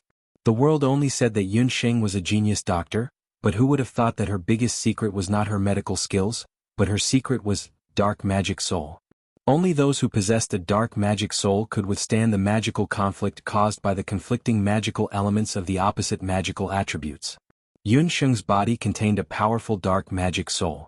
This secret was also the real reason why Xia Wenshu concealed the secret of the moon goddess's praise. He put the paper away again. Xia Wenshu could not help but envy the northern underworld prince of Zhou State. Compared to that man who did not have the shackles of imperial power, although he was a priest of the Dharma Temple and was known as one of the Wuji Five Walls, there was never a day where he could truly do things according to his heart. Even if he knew that Yun Sheng was in Tang Yuan, and he missed her day and night, he still could not get close to her. The only thing he could do was to protect her in his own way from the other side. Inside Tang Yuan's Morning Dew Palace. Miracle Dr. Yun, no, I should call you Great Master Yun now. Min Ho and Crown Prince Li Cheng held a banquet to entertain Yun Sheng, Yuan Bupo, Xian Mimi and the others. After Min Ho found out the cause of the illness, she recovered very quickly. This time Min Ho escaped from death. She rejoiced and felt even more grateful to Yun Sheng. The Empress is too polite. The Empress is blessed by the heavens. Yun Sheng was only lucky to find out the cause of the illness. After Yun Sheng thought about it, she also felt that her luck was not bad. Who would have thought that Min Ho's allergy would lead to bronchitis, which led to fainting and going into shock?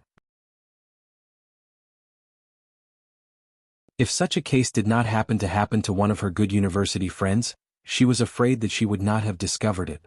Min Ho had a good impression of Yun Sheng. When she was talking to Yun Sheng, she could not help but look at Yun Sheng. The more Min Ho talked with this woman, the more she found that this woman was exceptionally intelligent. Min Ho had spent her life in the palace and had seen countless people. She had previously thought that Yun Sheng was only good in medicine because of her ordinary appearance.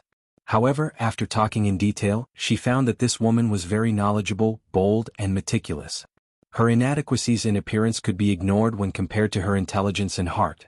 Compared to the unruly Xian Mimi, wouldn't it be better if her son could marry such a woman as the crown prince consort?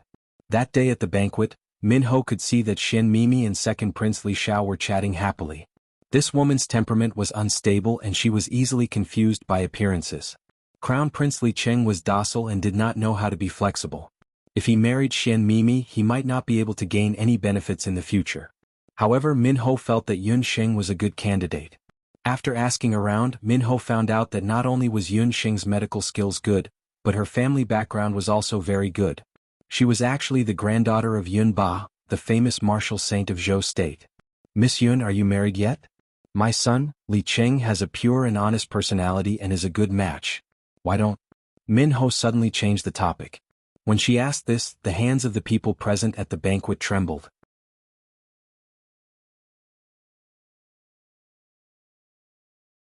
Chapter 462.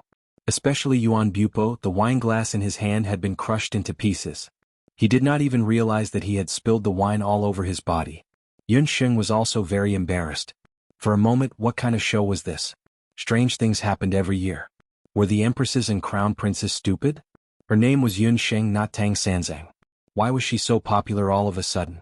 She had even used a disguise spell to make herself look like a soybean sprout. How could someone like that be interested in her? She was a virgin girl, a virgin girl. At her age, she would be charged with kidnapping a young girl in modern times. However, looking at Crown Prince Li Cheng's expression, he was extremely dissatisfied. Yun Sheng mocked him secretly. Even if you are not willing, I am not willing. This young lady's fiancé is 1,000 times better than you. Fortunately, Yun Sheng had been with Yi Baiming for a long time. She had learned the trick of a sly fox, which was to counter every move. Thank you for your kindness, Empress. The Crown Prince is filial and humble. There must be many young ladies in Tang Yuan State who are willing to marry him. Moreover, Yun Sheng is already engaged. Her fiancé is Lord Baiming of Zhou State. Yun Sheng looked shy. She thought to herself that it was very useful to have a fiancé as a shield during critical moments. After blocking the Dark Crown Prince and Tang Yuan Min, it worked every time. The engagement between Yun Sheng and Yi Baiming was not announced to the public. Therefore, not many people knew about it. Yuan Bupo felt a buzz in his head when he heard that. He could not even hear the sounds around him. There was only one sentence in his head. Thank you for your kindness, Empress. Yun Sheng is already engaged. Yun Sheng's fiancé is Lord Baiming of Zhou State. Lord Baiming of Zhou State. She was already engaged. Why had he never heard her mention it? Yuan Bupo felt a dull pain in his heart. Then he thought of something. It was just a marriage arrangement. It didn't mean anything. Didn't Big Sister and Xian Wuji also have an engagement in the past? However, Big Sister and Yun Songlong fell in love with each other and ended up together. Although her eldest sister's appearance was completely ruined, her eldest brother-in-law's care for her was not affected in the slightest. He didn't care whether Yun Sheng was engaged or not. She was the daughter of an aristocratic family. She must have been forced into this marriage because of the imperial decree. It was rumored that the Crown Prince of Zhou State was an idiot. That Lord Baiming must also be a good-for-nothing. How could he be compared to him, who was handsome and proficient in music? Yes, that must be it. Yun Sheng was forced. As long as I worked harder, she would fall in love with me. At that time, the engagement and the North Underworld King would be thrown to the back of my mind. At worst, I'll elope with her in the future. Yuan Bupo had already come up with a series of plans in his head. All that was left was the name of their child in the future. Min Ho was disappointed when he heard that. It was a pity that such a good girl was already engaged. However, Min Ho quickly composed himself. Yun Sheng pretended to lead the topic to women's beauty and maintenance. Min Ho was indeed interested. He threw away the idea of matching his son to a matchmaker. On one side, Yun Sheng and the Empress were chatting happily. On the other side, Yuan Bupo's mind was filled with thoughts of eloping. Crown Prince Li Cheng and Xian Mimi heaved a sigh of relief. Li Cheng heaved a sigh of relief. Naturally, it was because he didn't want to marry such an ordinary-looking girl as his crown princess. He still had fantasies about Xian Mimi. Xian Mimi, who had been a delicate guest earlier, was suddenly left out. She was originally very unhappy. However, when she heard that Min Ho was going to arrange a marriage for Crown Prince Li Cheng to Yun Sheng, she immediately perked up. However, Yun Sheng rejected him directly. That meant that she was engaged. If that was the case, Brother Bupo should give up, right? Xian Mimi couldn't help but look in Yuan Bupo's direction. However, he was staring at Yun Sheng with a strange look in his eyes. He didn't look like he was depressed or had given up at all. Xian Mimi was annoyed when she saw that. She was even more jealous of Yun Sheng. After the banquet, Crown Prince Li Cheng prepared a few carriages to send Yun Sheng and the others back. Many thanks to Great Imperial Master Yun. This Imperial Master Medallion was entrusted to me by Imperial Father to bestow upon you. In the future, with this medallion, Great Imperial Master Yun can move unimpeded within the borders of Tangyuan without any identity checks. Although Li Cheng was unwilling to marry Yun Sheng, he was still very grateful to her for saving his mother's life. Crown Prince, you don't have to be so formal. It's just a small matter. Crown Prince is kind and benevolent. Empress Min is the mother of the country. Naturally you are blessed. When I was in Zhou State, I often heard Lord Baiming mention you. Yun Sheng smiled. She thought for a while and suddenly said softly, Crown Prince, if there's a chance, you can get closer to Zhou State's Lord Baiming. Just say that I recommended you. Crown Prince Li Cheng was slightly stunned. However, he immediately understood. Yun Sheng's words meant that she wanted him to join forces with Zhou State's Lord Baiming. However, Lord Baiming of Zhou State was just a dethroned crown prince who had fallen out of favor, Li Cheng muttered in his heart. He thought that he should return to the palace and discuss with his mother before making a decision. Yun Sheng didn't say much. She acted as if she didn't say anything and got into the carriage. The carriage sent the three of them back to the inn. Yun Sheng said in her heart, Second Prince Li Xiao, if I don't trick you to death, my name isn't Yun Sheng. After Crown Prince Li Cheng received Yun Sheng's reminder, he hurriedly returned to Morning Dew Palace. Queen Min had just recovered from a serious illness. She drank some wine during the banquet, so she was a little dispirited. She was letting a palace maid massage her temples. When Li Cheng saw Queen Min, he complained, Mother, why did you randomly matchmake me? I don't like that miracle Dr. Yun at all. Queen Min raised her phoenix eyes and waved her hand, indicating for the palace maid behind her to leave. When only the mother and son were left in the palace, Queen Min's face was filled with anger. She reprimanded, Cheng, you're really becoming more and more useless. How did I teach you? You can't just look at appearances. It's your loss if you can't marry Miracle Dr. Yun. It's also our Tang Yuan's loss. If she wasn't good, why would Yuan Bupo keep nagging about her? Seeing that Queen Min was angry, Li Cheng hurriedly went forward and massaged Queen Min's shoulders. He said carefully, Mother, I know my mistake. Ever since Yingyue's death, I haven't had any feelings for anyone. I've met that Shen Mimi before. I was indeed moved. That's why. Moved? Beauty is just a fleeting moment. No matter how beautiful a woman is, how many years can she be pampered? An emperor's wife is chosen based on virtue and not appearance. How do you think Yingyue died? She was killed by that bitch Empress Su. Queen Min's expression was gloomy. It was poles apart from her benevolent appearance during the day. How could Queen Min not know about the dirty things in Tang Yuan's harem? It wasn't just Tang Yuan. Every palace in the boundless continent was like this.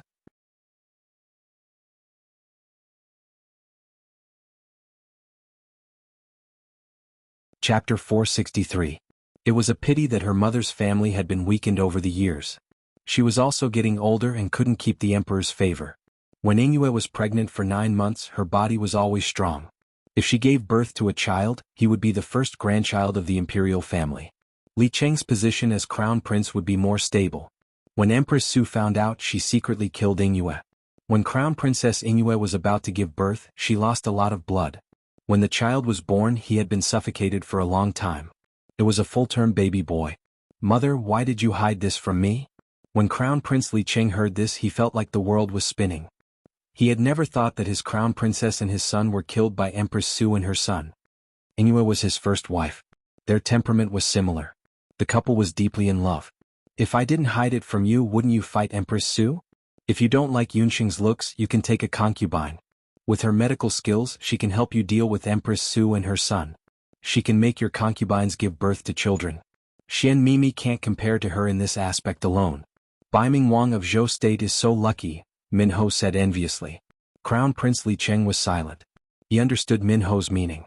This time, Minho's poison suddenly flared up. If it wasn't for a coincidence, his life would be even more difficult after his mother died.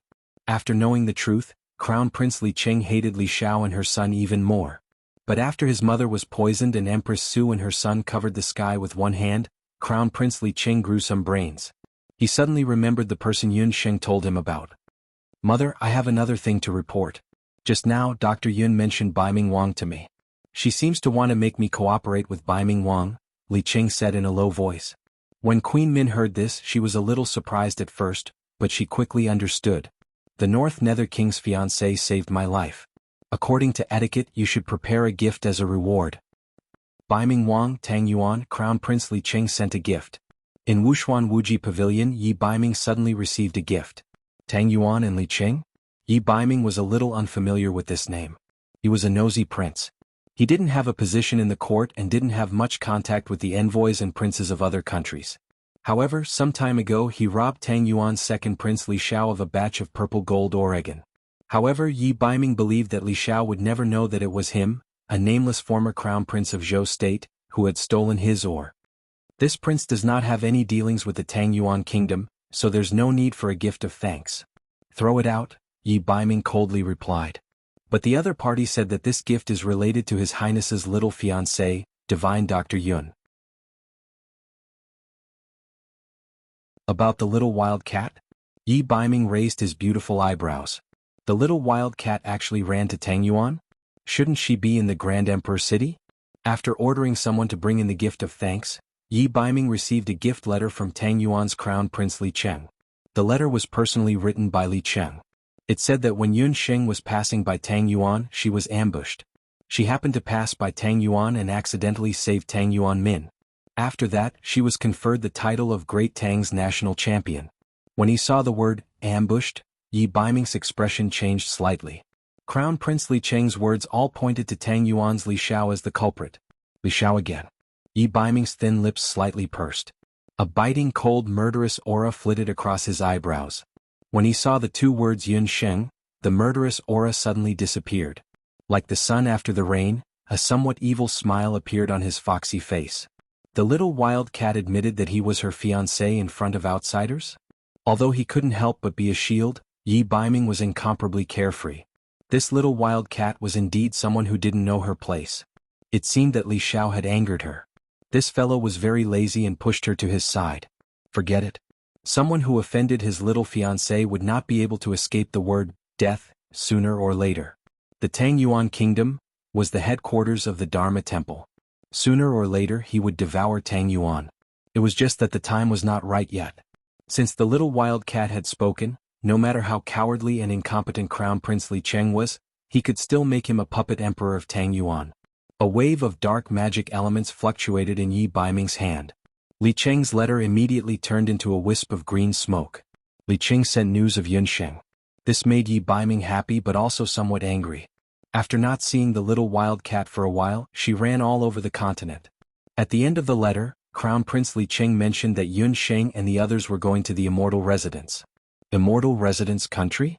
They were probably looking for the water of life. Yi Baiming immediately understood. Something must have happened in the Grand Emperor city for Yun Sheng to change her mind and go to the Immortal Residence. This was too much. Yi Baiming couldn't help but feel a little angry. The Immortal Residence country was not a place where people could go as they pleased. Although the elves were a peace-loving race, they were also the race that hated humans the most on the continent. But with the little wild cat's intelligence and the rich gold, it shouldn't be a big problem. It was just that the Immortal Residence country was thousands of miles away from Zhou state. Even with flying magical beasts, it would still take 2 months to go back and forth. If there was any delay in the middle, they might miss the selection of the continent's magic elite camp. He hadn't had time to inform Yun Sheng about this matter. Because of their Dharma souls, he and Yun Sheng had an inexplicable bond. Their thoughts could resonate. However, there was a prerequisite. The prerequisite was that both of them were willing. Last time in the Earth's core smelted cave, after accidentally catching a glimpse of the little wild cat's disheveled appearance, her face was full of disdain. She strongly expressed that if Yi Baiming dared to rashly resonate with her thoughts next time, she wouldn't spare him. Although he liked the little wild cat's appearance when she occasionally lost her cool and bared her fangs and brandished her claws, Yi Baiming was still unwilling to be angry with Yun Sheng. It seemed that he could only wait until she contacted him before telling her this news. After leaving Bientang, Yun Sheng removed the disguise spell on her body. This time, Li Xiao's sneak attack was a blessing in disguise. With the title of Tang Yuan's great national master, Yun Sheng's following journey through Tang Yuan's border was very smooth. Crown Prince Li Cheng had even arranged for the best inns for them to stay in. This made Yun Sheng feel like she wasn't going to the immortal residence to seek the water of life, but was going on a vacation. Moreover, she could clearly feel that there was something wrong with Yuan Bupo and Xian Mimi. Xian Mimi's resentment towards her had increased significantly. She looked as if she had killed her entire family. Yuan Bupo was the exact opposite. His eagerness towards her had obviously exceeded the level of a friend. For example, during mealtimes he would continuously put food on her plate. Early in the morning he would play the flute outside her room. Yun Sheng, what do you want to hear? I'll play it for you. Yuan Bupo blinked his eyes.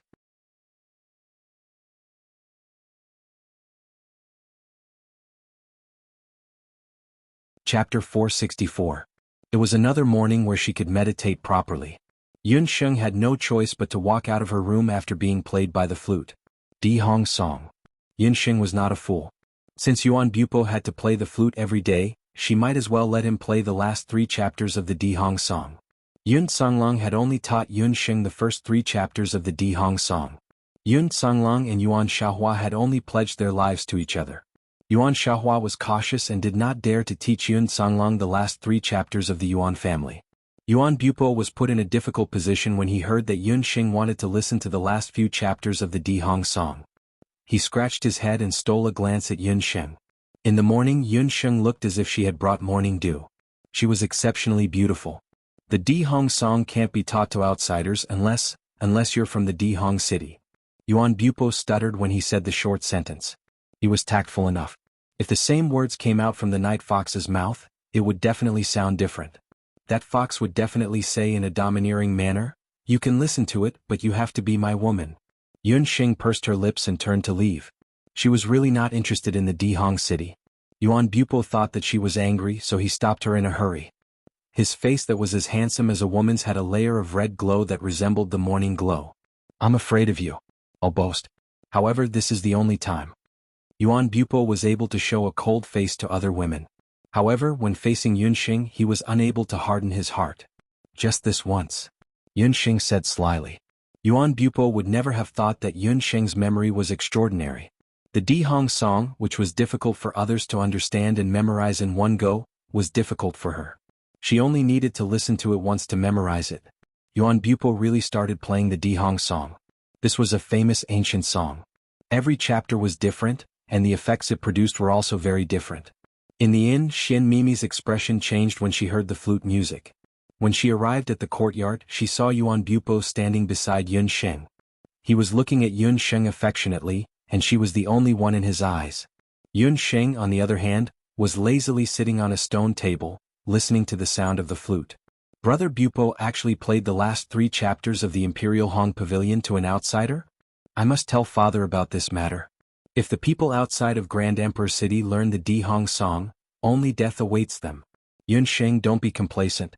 When I find the water of life, it will be the time of your death. Xian Mimi stomped her feet and ran away. After Yun Sheng heard the last 3 chapters of the Di Hong Song, she hurriedly sent Yuan Bupo away. She closed her door and recorded the 4th to 6th chapters of the Di Hong Song. Yun Sheng always had an inexplicable sense of familiarity with the Di Hong Song. It was as if the Di Hong Song and the techniques passed down in the Yin family naturally complemented each other. With Yun Sheng's current cultivation, the Jade Marrow technique had broken through to the 4th level with the techniques passed down in her family. Shenong's eyes were at the 3rd level, and Trillium Hand was at the 3rd level. Her summoner level was at the wizard level, and her sorcerer level was at the master level. This kind of progress was very shocking. Part of it was due to luck, but a bigger part of it was due to Yun Sheng's hard work and the accumulation of her 2 lifetimes. Recently, she realized that the speed of her progress in teaching the techniques at home had slowed down. Thinking about it, she had reached the bottleneck. If she continued like this, she was afraid that she would not be able to reach the supreme level of Shenong's ancestor, the Yen Emperor. Ever since she learned how to meditate, she rarely slept. Whenever she had time, she would go to the Royal Magic Academy and use the magic tower to comprehend magic. However, she realized that there were too many masters in the Wuji continent. If she did not have the summoning magic beasts and tycoon gold, she would have died a few times. Therefore, ever since she realized that the Di Hong Song might be able to help her achieve a breakthrough in her techniques, Yun Sheng had never slacked off. Legend had it that the Di Hong Song had 9 chapters. Today Yuan Bupo played the 4th, 5th and 6th chapters of the Dihong song. As for the 7th, 8th and 9th chapters, it was said that only people from the Dihong city who entered the legendary emperor's tomb had the chance to obtain them. Even the governor of the Dihong city, Xian Cidian, only obtained 2 chapters of the Dihong song by luck when he entered the emperor's tomb. Yun Sheng looked through the chapters that she obtained and realized that she was not familiar with music theory. She could not ask Yuan Bupo directly. After thinking about it, she could only come up with one method, which was to ask Yi Baiming. Yi Baiming was cultivating when he suddenly felt something strange in his heart. Then he smiled. The resonance between Yunxing and Yi Baiming's Dharma soul was quite interesting. In a sense, it was like a modern internet communication tool. Their thoughts were like the internet and their resonance was like QQ online. Usually, if Yunxing was not willing, even if Yi Baiming contacted her a million times, she would just go into hiding. However, the moment Yunxing contacted Yi Baiming, he would immediately jump up and down. Yi Baiming was dissatisfied with this situation, but he could not do anything to Yunxing. Just like what Qingbai said, Yunxing was his destined nemesis. Little wildcat, you've thought of me. Yi Baiming, I obtained the last 3 chapters of the Dihong song, but there are some problems with the music. Can you help me take a look? Yunxing had not seen Yi Baiming for a long time. In her mind, Yi Baiming's devilish face appeared. After not seeing him for a long time, Yi Baiming seemed to have become, well, even better looking. Yeah, Yunxing noticed that this fox had changed. He was wearing a training suit, and there was sweat on his forehead. The Yi Baiming that Yunxing knew was a nosy prince. The first time they met, he was sleeping on a tree. She had never seen him cultivating. Every time they met, he would hug her. If he could sit, he would never stand. If he could lie down, he would never sit. But today he was actually cultivating? His sweat soaked his clothes and made them stick to his body, outlining his firm but not too exaggerated muscles. His waist was narrow, his legs were long and his buttocks were perky. He gave off an aura that made people want to commit a crime. Yunxing only felt her face turn red. She almost stopped resonating with Yi Baiming's thoughts. Perhaps Yi Baiming noticed Yunxing's strange behavior, so he lowered his voice and chuckled. There was a hint of pride in his voice. Suddenly he thought of something and frowned. The last few chapters of the Dihong song should be a secret. How did you get your hands on it? Don't tell me that you're also a master thief while you're a master doctor. What nonsense are you talking about? Yuan Bupo bragged to me. I memorized it all in one go. In front of Yi Baiming, Yunxing did not need to hide anything. Due to the spiritual resonance, Yunxing always had a feeling that Yi Baiming could see through her at any time. Yuan Bupo, from the Yuan family of Grand Emperor City. Yuan Bupo? Man? Yi Baiming lowered his voice. Thank you everyone for your tips. I can't thank you individually, but I've received your support. Fuzi is not a full-time writer, so I can't explode with a lot of words. I can only promise that I'll try my best to maintain the 10,000 words per chapter. If the subscriptions can go up and I can get the website's recommendation, my little universe will explode. I'll rest for 3 days during National Day, and I'll work hard to write. Thank you to every reader who supported me, voted, and left a message. You're all the motivation for me to become a full-time writer.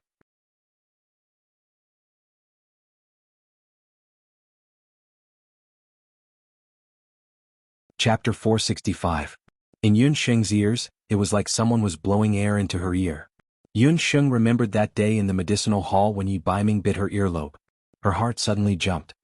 He's second aunt's younger brother, Yunxing blurted out. However, she thought angrily inside, why did she have to explain it to Night Fox?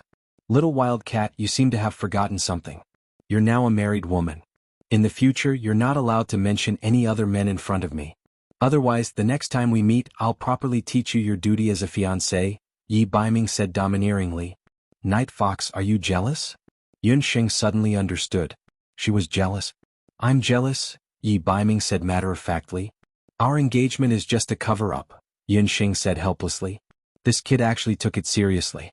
She would not discuss marriage with a youth who was younger than her by n years. Since the engagement is set, then you're mine. There's one more thing that I have to tell you.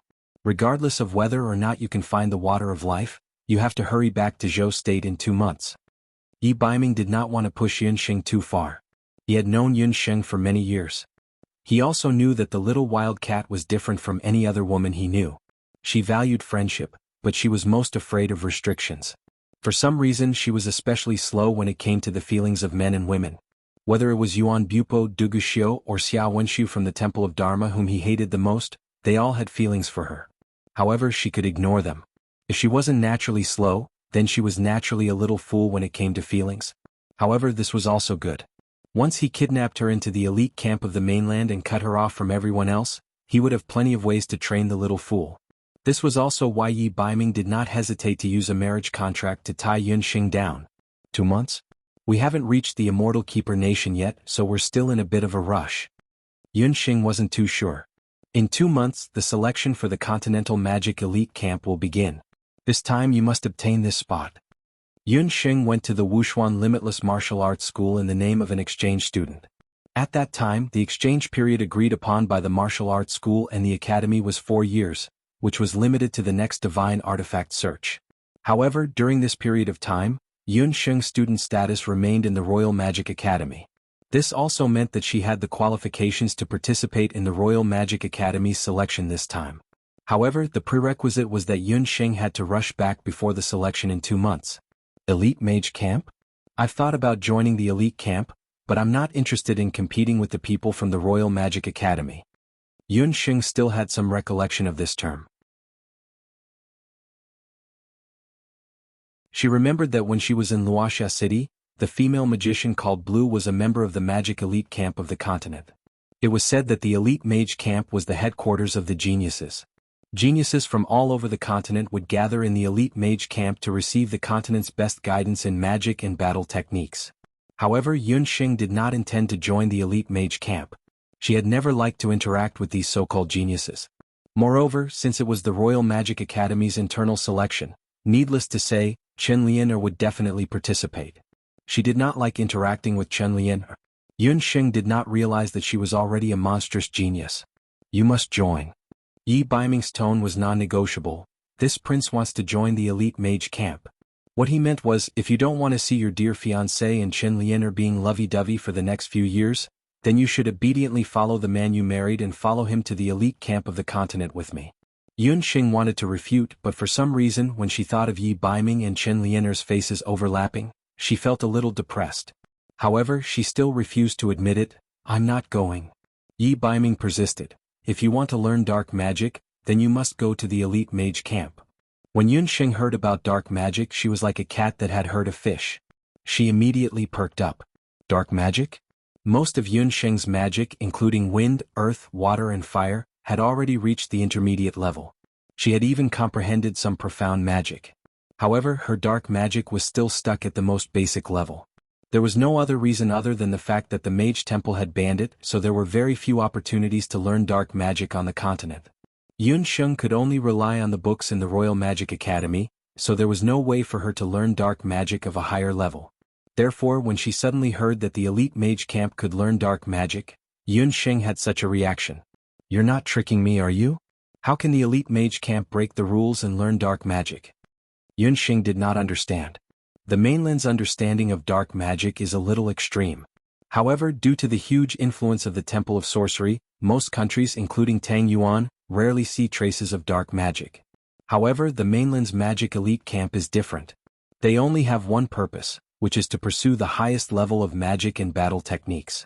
Regardless of whether it is light magic or dark magic, they are all magic. As Yi Baiming narrated, Yunxing roughly pictured the mainland's magic elite camp in her mind. It was a concentration camp for warriors and magicians. Everywhere there were madmen who were obsessed with magic and battle techniques. However, Yunxing did not feel the slightest bit of fear. The stronger the opponent, the stronger the opponent, the stronger the opponent. This was Yunxing. Yunxing was like this and so was Yi Baiming. I will find a way to rush back. Yunxing calculated her itinerary. It seemed that she had to change her traveling method. Yunxing's zither skills had improved under Yi Baiming's guidance. Her performance of the last 3 movements of the Dihong song was also decent. At the end, Yi Baiming did not forget to remind Yunxing, the power of the Dihong song cannot be displayed without a corresponding instrument. You must not play it rashly. Yunxing also had a sense of propriety. She had already asked Zhou Qingchuan to use the power of the everlasting Chamber of Commerce to search for a good zither. Before that, she would not use the Dihong song in battle. After a few more days, Yun Sheng finally arrived at the border between the immortal residence and Tang Yuan. Yun Sheng had been to the border between the later Qin and Zhou state.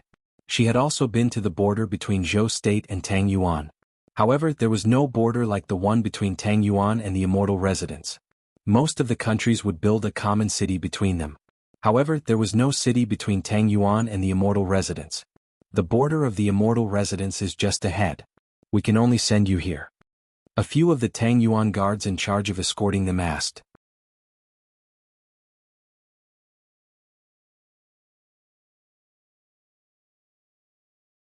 Chapter 466. Yun Sheng looked ahead with a face full of suspicion. You're saying that behind the Sea of Trees is the immortal Zhu nation? Not to mention Yun Sheng, even Yuan Bu Pa and Xian Mimi were at a loss. They had all heard that the immortal Zhu nation was the Elven nation. It was normal for the Elven nation to have some special features. But this Sea of Trees? A sea of white that looked like it was covered in snow. Was this really the immortal Zhu nation? This was the most distinct border between the two nations. On one side was the lush Tang Yuan nation, and on the other side was the snowy Snow nation. Yun Sheng had originally planned to ask around for the whereabouts of the divine wind after entering the immortal Zhu nation. But now, it seemed that she had to find someone from the immortal Zhu nation to ask. Miss Yun, to be exact, that Sea of Trees is the border of the immortal Zhu nation. The soldiers looked troubled. After some thought, they still explained to Yun Sheng. The Sea of White was also known as the Snow Forest Sea. The trees there were white all year round. The Sea of Trees had no borders. No one knew where the end of the Sea of Trees was. But one thing was for sure. The immortal Zhu nation was deep within the Snow Forest Sea. Isn't there a guide? Facing a completely unfamiliar area, Yuan Bu Pa did not dare to advance recklessly. One thing was for sure. Flying magical beasts could not fly in this area. The Elven tribe and their descendants were very good at magic, especially archery. This was known to all. If they forced their way in, they would be shot into a hornet's nest. To be honest, there are only two outcomes for people from the Tang Yuan nation who enter the Snow Forest Sea. Those with pure intentions will return to the exit. But those with evil intentions will never be able to find the exit. They will be trapped in the immortal Zhu nation forever. Therefore, even though this area was the border between the Tang Yuan nation and the immortal Zhu nation, the Tang Yuan nation had never sent a single soldier to guard this place. Because no one would be stupid enough to enter the Snow Forest Sea. Even magical beasts can't enter? Yuan Bu Pa did not give up. Ordinary magical beasts will freeze to death if they enter the Snow Forest Sea. The queen of the elven race once commanded a divine beast. Tang Yuan's guards shook their heads. Ordinary magical beasts would be so scared that they wouldn't be able to move once they got close. Yuan Bu Pa was hesitant. Yun Sheng, Mimi, why don't we retreat to the Tang Yuan nation and discuss if we should enter the Snow Forest Sea? No. We must go in, Yun Sheng and Xian Mimi said in unison. This time they had the same opinion. The two looked at each other and turned their heads away at the same time. Yuan Bu Pa was speechless. Mimi, Mimi. Mimi, Mimi, of course. Mimi of the immortal Zhu nation of the immortal Zhu of the immortal Zhu nation. She was my mortal she of Yun Mimi of the life of life. She didn't have much time left. There was only a little more than a month left until the selection of the continent's magic elite camp. She couldn't afford to waste too much time. Xian Mimi, you really dare to go in? Aren't you afraid you won't be able to return? Yun Sheng wanted to go in, but she was not willing to go in with Xian Mimi. Xian Mimi's chest was not big, but she was not smart either. After leaving the Tang Yuan nation, Xian Mimi had been arguing with her. Since they were already at the immortal residence, Xian Mimi could not be bothered to go with her. Xian Mimi felt guilty after being mocked by Xian Mimi. But in front of Yuan Bu Pa, she would never admit that she did not dare to enter the Snow Forest Sea. If you insist on going in, then we'll take our leave first. The wind from the Snow Forest Sea is bone-chilling. Our cultivation levels are not as high as yours. If we get too much of it, I'm afraid our bodies won't be able to take it. These Tang Yuan soldiers were also magicians. At this moment they were shivering. Yun Sheng, Yuan Bu Pa, and the rest entered the Snow Forest Sea. When they first entered the Snow Forest Sea, they felt like they had entered a world of ice and snow. The trees in the Snow Forest Sea were completely white. The trunks of the trees were like icicles. The leaves on the trees were like pine needles. But every leaf was sparkling like ice. It was as if they would break with a touch. Walking in the Snow Forest Sea, they could only hear the sound of the wind. A narrow entrance appeared in front of them. It was said that this was the entrance to the Snow Forest Sea. I will walk in front. You two follow behind me. Yuan Bupa could not argue with the two of them. He could only bite the bullet and walk forward. It was a coincidence. The three of them had risked their lives in the geocentric cave last time. Now they were venturing into the snow forest sea together. But compared to the geocentric cave, the snow forest sea was like ice and fire. Little red and blue danced on Yuan Bupo's body. The red and blue feathers danced happily in the snow forest sea. This place was really cold. Fortunately, Yun Sheng had the spirit fire brand on her body. She could not feel the cold. Yuan Bupo was a man, so his body was better. Xian Mimi was not so lucky. She was just a sorcerer. Her body was average. After a few steps, she froze and could not walk anymore. Brother Bupa, I can't walk anymore. Xian Mimi complained. Carry me. Mimi, let's walk for a while. Eat something and recover some energy before we continue. Yuan Bupa glanced at Yun Sheng. At that moment, Yun Sheng was carving a mark on a cedar tree beside her. They had walked for a while. But Yun Sheng had an illusion that they were in the same place. They kept going back and forth. Xian Mimi took out some food from her storage ring. Xian Mimi took out a water bag from her storage ring. She wanted to drink some water. But after a long time, not a single drop of water came out. She took a closer look and realized that the water in the water bag that they had prepared before entering was completely frozen. It was the same for the other water bags. She looked at the food. It was the same. The meat and dry food were all frozen hard. If she bit into them, she would break her teeth. Because of this, the food and water that they had prepared before entering the snow forest sea were all wasted. What the hell is this place? I want to get out. Xian Mimi was anxious and panicked. She threw the water bag on the ground. At this moment, Xian Mimi was truly afraid. Rather than being trapped here to death, she would rather live her life with this ugly face. Yuan Bupo checked his storage ring. The items inside were the same. They were all frozen and could not be used or consumed. This has happened before in the geocentric cave. I think it's due to the influence of a special magic element. The immortal Ju nation was indeed a land of fairies. The magic of outsiders would be greatly affected here. Yun Sheng was not too surprised. When Tang Yuan's guards talked about how scary the snow forest sea was, she was already mentally prepared.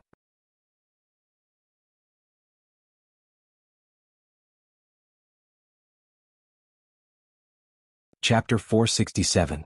Yun Sheng also noticed that they had been walking all the way, but they had been circling around the pine tree that they had marked. Xian Mimi looked in the direction that they had come from and realized that they were surrounded by paths that looked similar. She could not tell which path was the one that they had come from.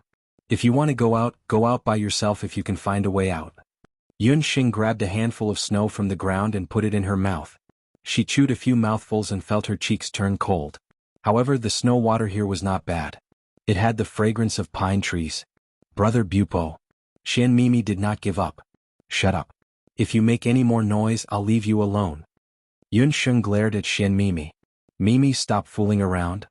Yuan Bupo ordered Xiao Honglan to fly higher. Little Honglan flew over and landed on Yuan Bupo's shoulder, chirping non-stop. Lil Honglan said that there's an obstacle in the sky above the forest. It can't fly too high. Yuan Bupo began to feel nervous. He initially thought that no matter how powerful the elf tribe was, it was just a rumor. However, it seemed that they had really hit a wall. They could not see where they were going and there was no way out. The food in everyone's storage ring was frozen and could not be eaten. If they continued to be trapped like this, only death would await them. Yun Sheng was silent.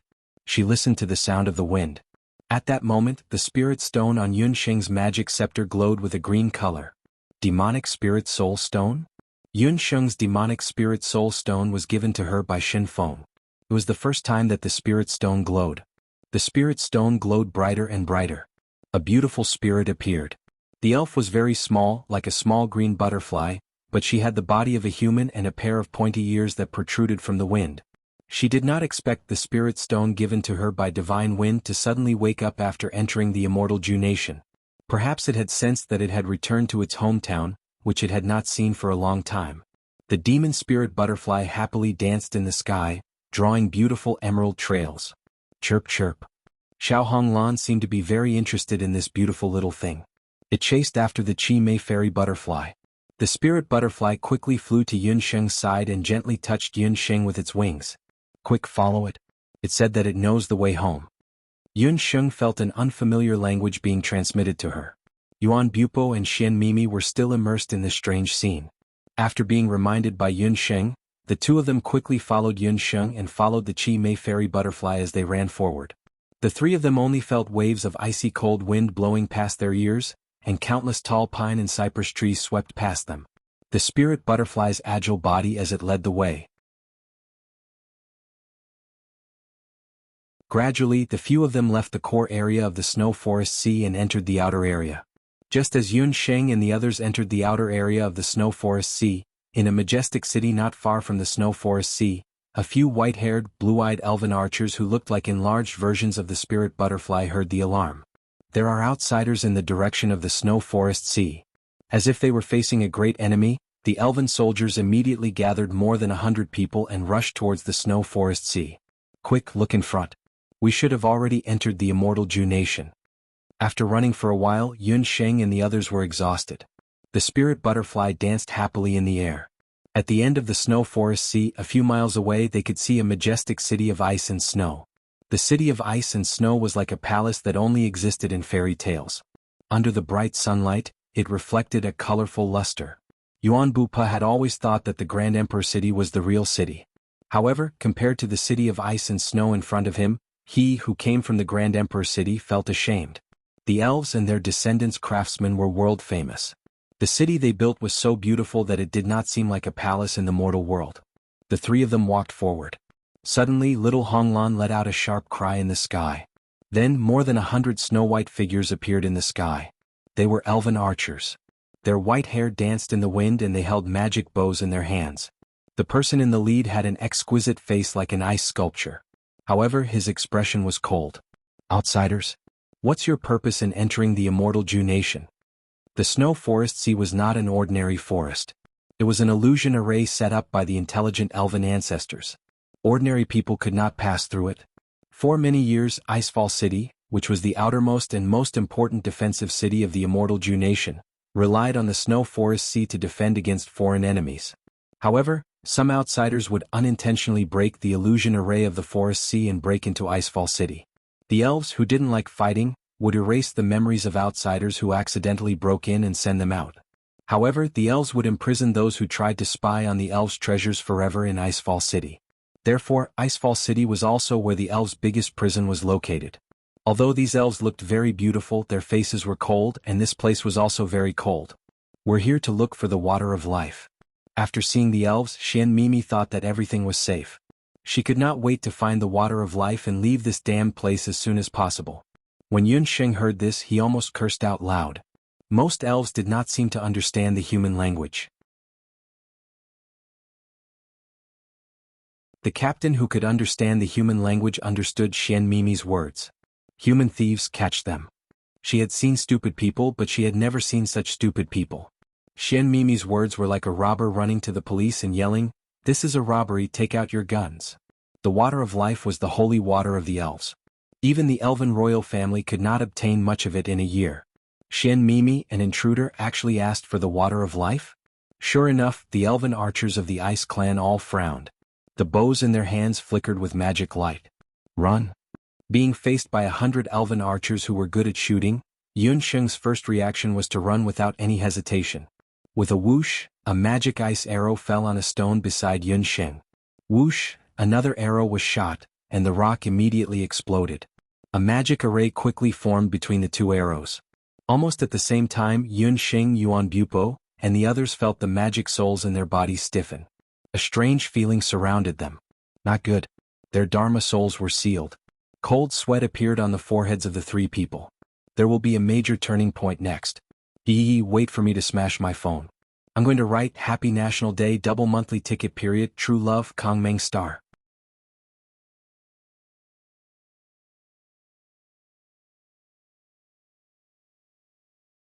Chapter 468. Magic Seal. It was the elf tribe's most unique magic that could seal a person's magic power instantly. The three of them did not run away. Facing a group of winged archers, running away seemed to be an unwise choice. The three of them were tied up, their magic scepters and musical instruments were taken away. Even Xiao Honglan's wings were tied up and they were taken to Icefall City.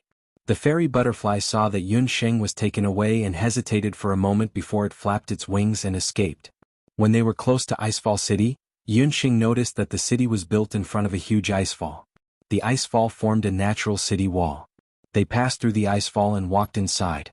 They saw many pointy-eared elves along the street. Those with wings were real elves. The rest looked similar to humans. Those without wings were the descendants of elves and humans.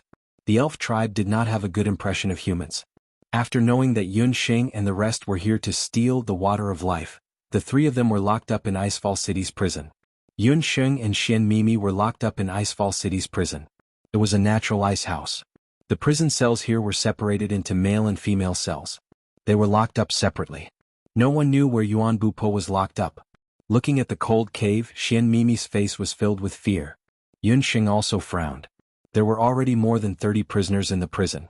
They were all women. These women were of different ages. Most of them were in their 30s or 40s. Looking at their figures, they were either mages or warriors. They had been locked up for a long time. Their skin was pale due to the lack of sunlight. When the two of them walked in, they felt like sheep walking into a tiger's den. The elves walked away. "Newcomer, take off all your clothes and shoes." The one who spoke was a female warrior sitting on the far left. She spoke in a rough voice as she stared at Xianmimi's clothes fiercely. There were 7 to 8 female prisoners sitting next to her. Xianmimi was wearing a mage's robe with beautiful workmanship. Her leather boots were also exquisite. Yunxing, on the other hand, was wearing ordinary clothes for convenience. Xianmimi raised her head in disdain. "Who are you to order me around? Do you know that I am?" Before Xianmimi could finish, a fist came flying over. She immediately covered her face and screamed, "You dare to hit me? You lowly prisoner, how dare you hit me? What a picky little wench. Go pull out her teeth one by one." Xianmimi did not have good eyesight. This female warrior was obviously the leader of this prison. In this prison cell, most of the prisoners had their Dharma souls and battle chi sealed with a special method after they were locked up. In addition, their belongings and magic scepters had all been taken away. At this moment, their ability to resist was very limited. But that female warrior was different. Even if a warrior didn't have doqi, she could still rely on her innate strength and tyrannical physique to be much stronger than an average adult male. Xianmimi was used to being rude and unreasonable. Today was the first time she suffered. As soon as the female warrior's voice fell, several female prisoners pounced on Xianmimi like wolves and tigers and pressed her to the ground. "No help. Yunxing, save me."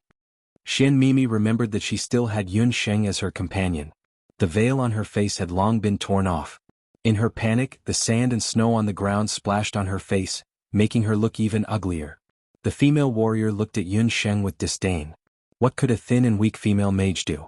You want to resist? I advise you to obediently take off all your clothes and shoes. This is a rule for newcomers. I am the boss here, Wuxia. There are some rules in this prison cell. You'd better remember them clearly, Wuxia said slowly. This prison cell was the only female prison in Icefall City. There were 32 female prisoners here. Wuxia was the most senior one here. Before she was imprisoned, she was a powerful martial artist from the later Qin dynasty. After she came to this prison cell, she made a few rules. The first rule: when newcomers came in, all their clothes and shoes, except for their underwear, must be given to Wuxia. The second rule: there will be a meal in the prison cell every day. For the first 3 days, food and water must be given to Wuxia out of respect. The third rule: absolutely obey Wuxia's orders. Do you all understand these 3 rules? Wuxia said fiercely. I heard you. Yunxing lowered her head, looking very obedient. She took the initiative to take off her coat and shoes. It was very cold in the female prison. After taking off her coat and shoes, it was even colder when she stepped on the ground barefoot. The elves didn't kill these foreign invaders, but they would lock them in the prison cell forever and give them only 1 meal a day. Between the prisoners, because of fighting for food or because their clothes were stolen, every once in a while, some people would die. It was also because of this that the number of people in the female prison decreased day by day, and those who survived became more and more indifferent. Regarding the evil deeds of the few people led by Wuxia, most of the other people in the prison cell opened their eyes and closed their eyes. You're quite obedient. Bring everything over. Wuxia saw that Yunxing was so obedient and relaxed her vigilance against her. Yunxing walked forward. Just as she approached Wuxia, she quickly covered Wuxia's head with the clothes in her hands. She bent her knees and slammed them into Wuxia's knees. Beside her, several female prisoners turned pale with fright. They all jumped up, wanting to grab Yunxing. Whoever dares to come over, I'll poke her eyes blind. Yun Xing sneered and pressed her finger on Yixia's eyes. The latter felt waves of stinging pain in her eyes. This female magician's strength was very great, not inferior to that of an ordinary warrior. Yixia naturally wouldn't have thought that Yun Xing was not an ordinary female magician. She had stayed in Wushuan Limitless School before. Although she didn't have a magic scepter or a beast language ring at the moment, with her jade marrow technique and physique, it was more than enough to survive in the female prison cell. Little hussy, you dare. Yixia's head was covered by the clothes and her throat was choked by Yun Xing. Her face was red from suffocation. Before she broke into the immortal residence country, she was a fugitive who lived by robbing and killing. Because she was wanted by the officials of various countries, she was chased until she had nowhere to go and mistakenly entered this forest. She didn't expect to fall into the hands of the elves and be locked in this prison for 10 whole years. In these 10 years she had almost never been defeated. Many new female prisoners who came in were tortured to death by her. Who knew that today she would kick an iron plate on Yun Xing's body? You can try. Yun Xing didn't have the slightest intention of letting go. If you dare to hurt me, your companion is dead. Yixia was certain that Yun Xing came with Xian Mimi. Whether she lives or dies, what does it have to do with me? Yun Xing smiled coldly.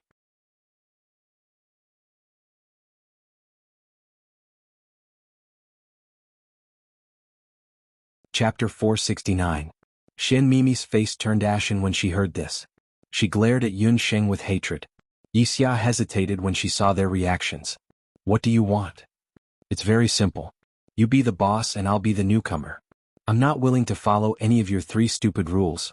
After Yun Xing finished speaking, she suddenly raised her elbows and grabbed Yixia's shoulders with both hands. She only exerted a little strength.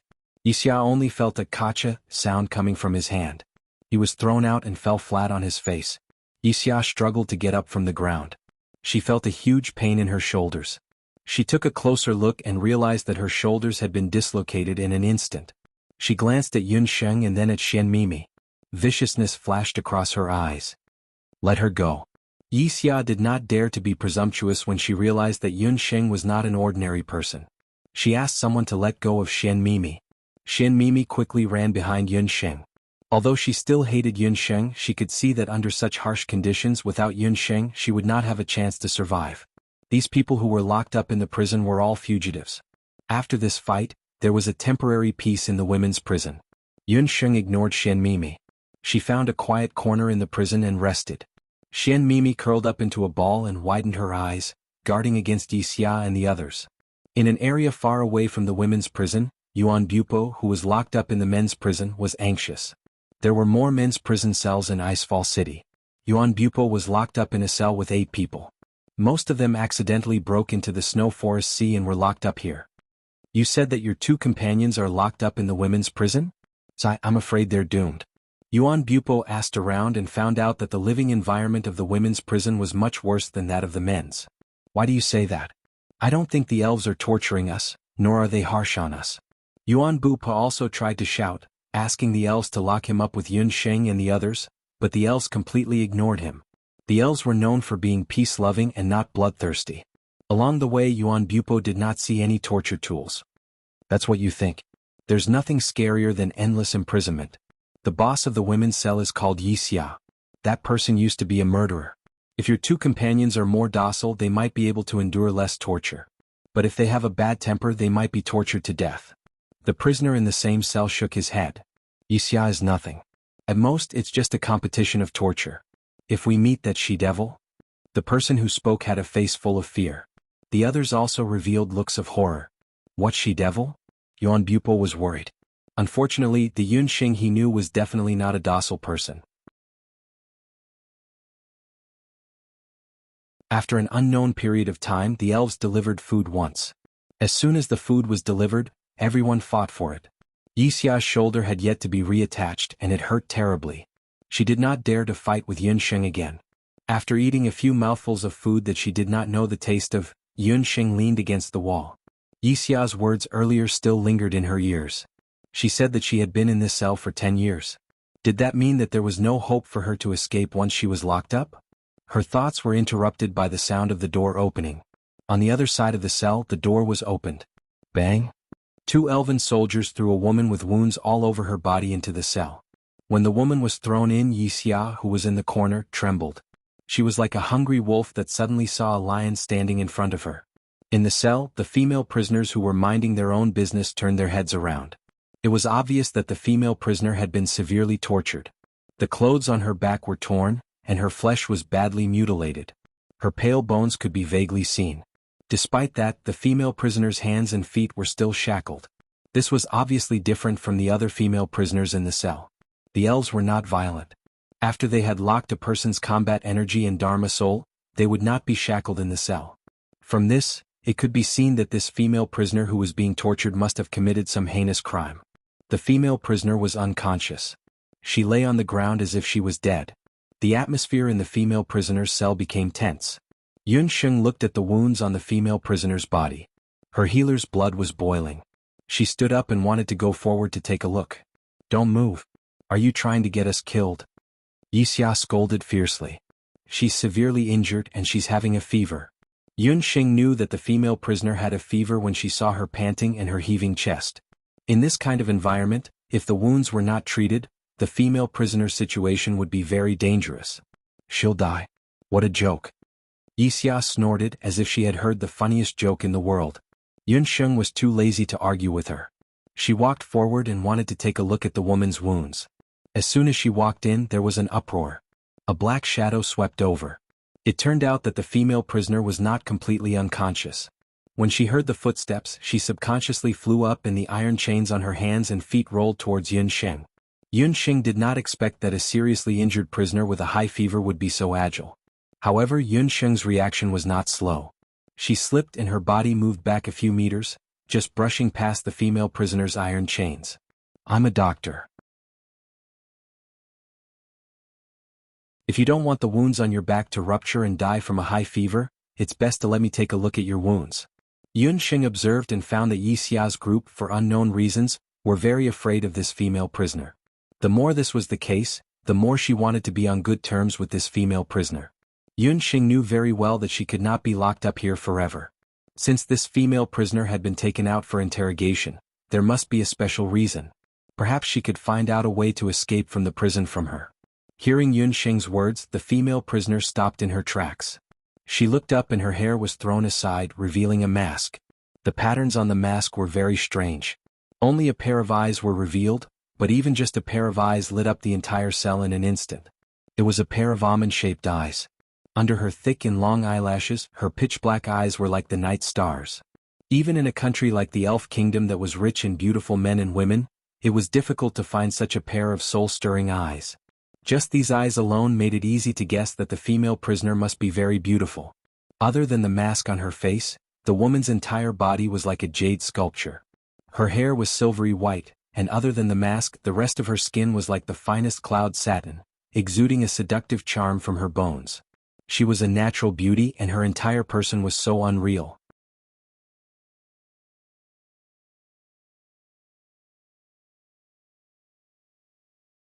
Chapter 470.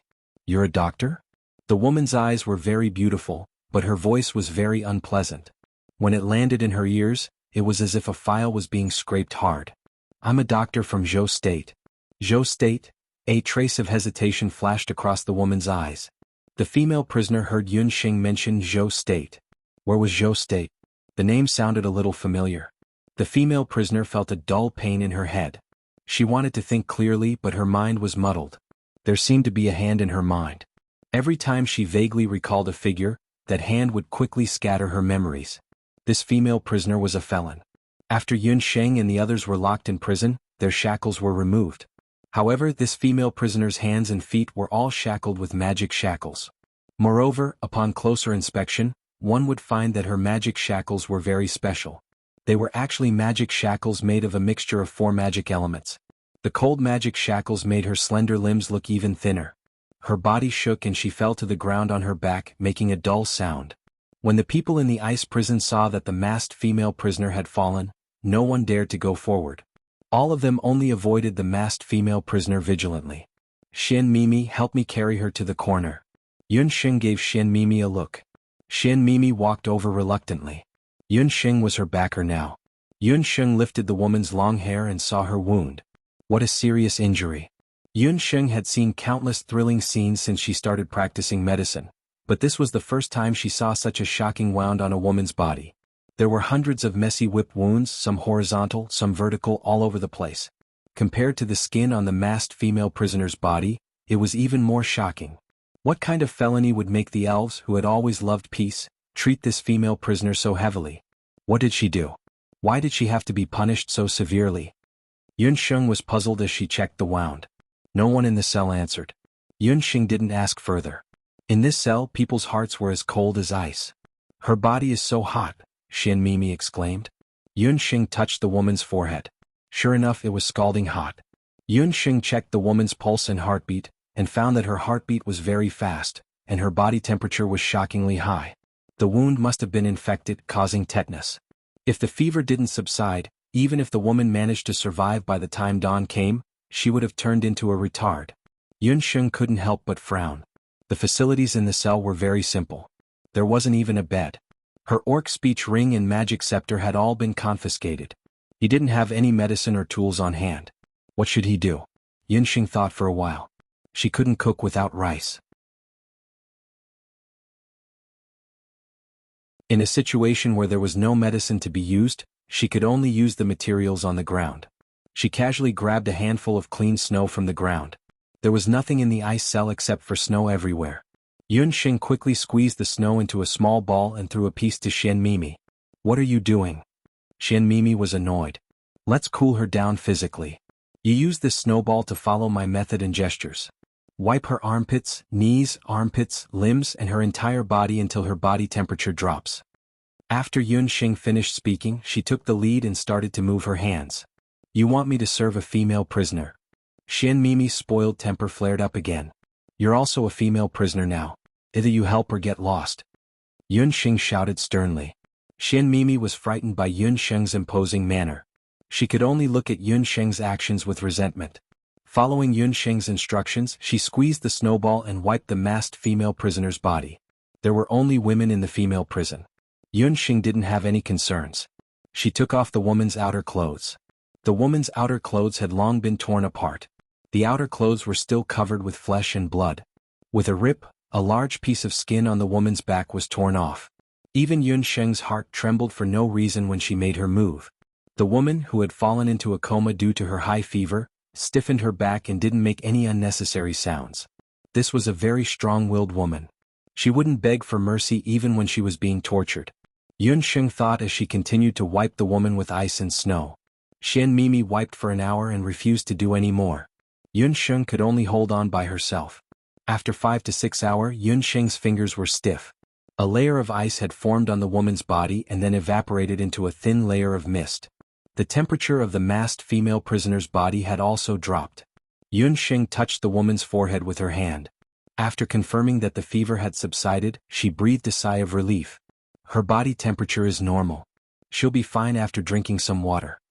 Yun Sheng also noticed that the woman didn't look very strong, but her recovery ability was amazing. The whip wounds that were fatal had actually healed spontaneously after 12 hours. The whip wounds on her back had already scabbed over on their own without the use of any medicine. Presumably, her wounds would be healed in a few days. When Yun Sheng examined the woman, she also secretly paid attention to the woman's body. She didn't find any fighting energy or magic power in the woman's body. It seemed that this masked female prisoner, who was a taboo in the female prison, wasn't a warrior. She wasn't even a magician. Then who was she? Why was her self-healing ability so amazing? Among all the patients that Yun Sheng had come in contact with, only Yi Baiming had a self-healing ability comparable to this masked female prisoner. The physiques of the masked female prisoner and Yi Baiming could be regarded as monstrous. 5 to 6 hours had passed. In the female prison, most of the female prisoners were either asleep or in a daze. This was the normal pace of life in the female prison. Only Yi Xia, after learning that Yun Sheng was a doctor, had been secretly observing Yun Sheng. Are you really a doctor? Yi Xia suddenly opened her mouth. For 5 to 6 hours, Yi Xia had been watching Yun Sheng's movements from the side. She didn't expect that this thin girl was actually a doctor. Yun Sheng didn't say a word. She took out the fresh water that was sent yesterday and fed it to the woman's mouth. I advise you not to save her. Even the elves have to retreat from this woman. Maybe the first thing she will do when she wakes up is to kill you." After learning about Yun Sheng's identity, Wuxia wanted to befriend her. She pointed to her arm that was still hanging down. "Put my arm back and I will tell you about this woman." Wuxia had been in the prison for 10 years and had seen all kinds of people. She also saw that Yun Sheng was very interested in the masked female prisoner. Yun Sheng didn't say much. She stepped forward, grabbed Wuxia's arm and pulled it hard. With a crack, Wuxia twisted her hand and found that her hand, which had been completely numb, had recovered.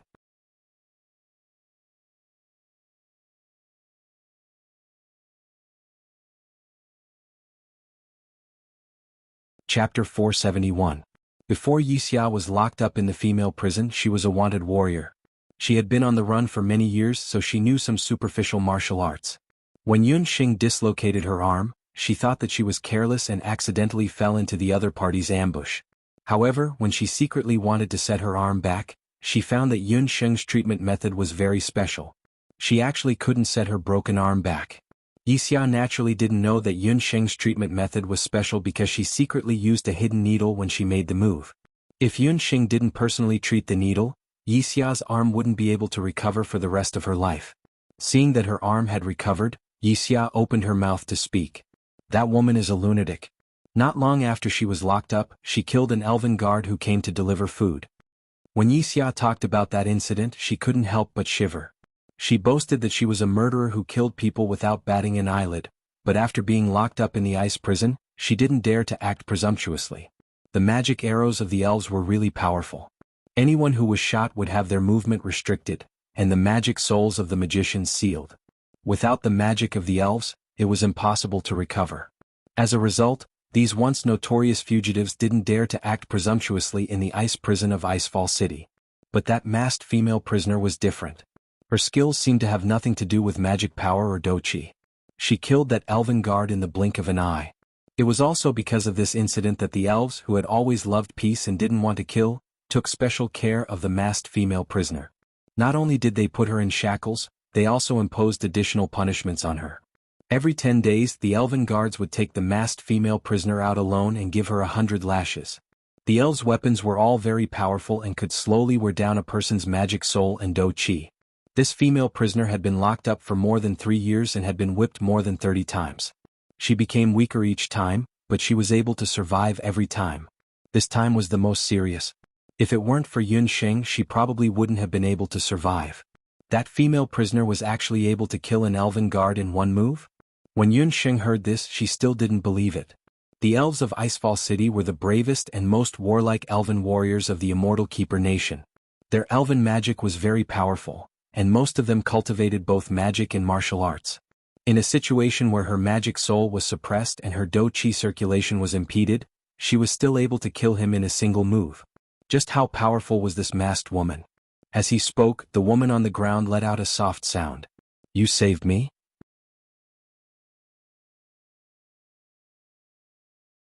The woman's ear-piercing voice sounded from behind him.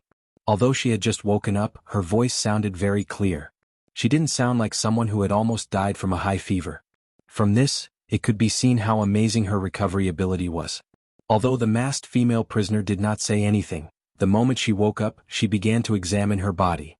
Upon examination, she discovered that her injuries were especially serious this time around.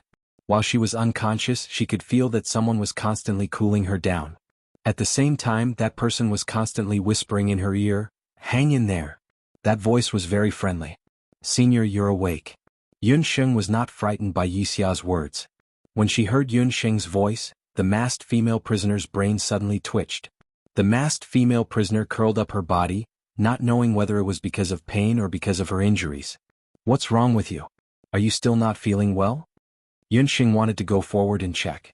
The woman forcefully shook off Yun Sheng. Yun Sheng was not on guard and was thrown out. "Don't touch me," the masked female prisoner said fiercely. "I forgot to tell you that this woman hates being touched. The last person who touched her was torn into two by her. She's just like a wild beast." Wuxia watched from the side and rejoiced in other people's misfortune. "She deliberately didn't tell me." Yun Sheng glanced at Wuxia. Wuxia did have the intention to harm Yun Sheng, who told Yun Sheng to give her a show of strength as soon as she entered the cell. In this female prison, other than the masked female prisoner who was like a killing machine, Wuxia had never been bullied by anyone else. She couldn't wait for Yun Sheng to anger the masked female prisoner and be torn in half. However, the masked female prisoner looked a little strange today. If it was any other day, Yun Sheng would have been killed long ago. She seemed to have hit her hard just now, but compared to her previous fierceness, it was nothing. After the masked female prisoner threw Yun Sheng away, she gasped for breath and looked at Yun Sheng warily. She was a very beautiful young lady, and it was easy for people to have a good impression of her. Although she was unreasonably thrown away, she didn't seem angry. Soon, the masked female prisoner noticed the water bag beside her. That was the young lady's water. A trace of surprise flashed through the masked female's eyes. She understood that it was the young lady who had been taking care of her last night. She even left her own water for her. "Senior, I didn't mean to offend you." Yun Sheng no longer pestered her and didn't look angry. She found a clean corner and sat down, closed her eyes and rested.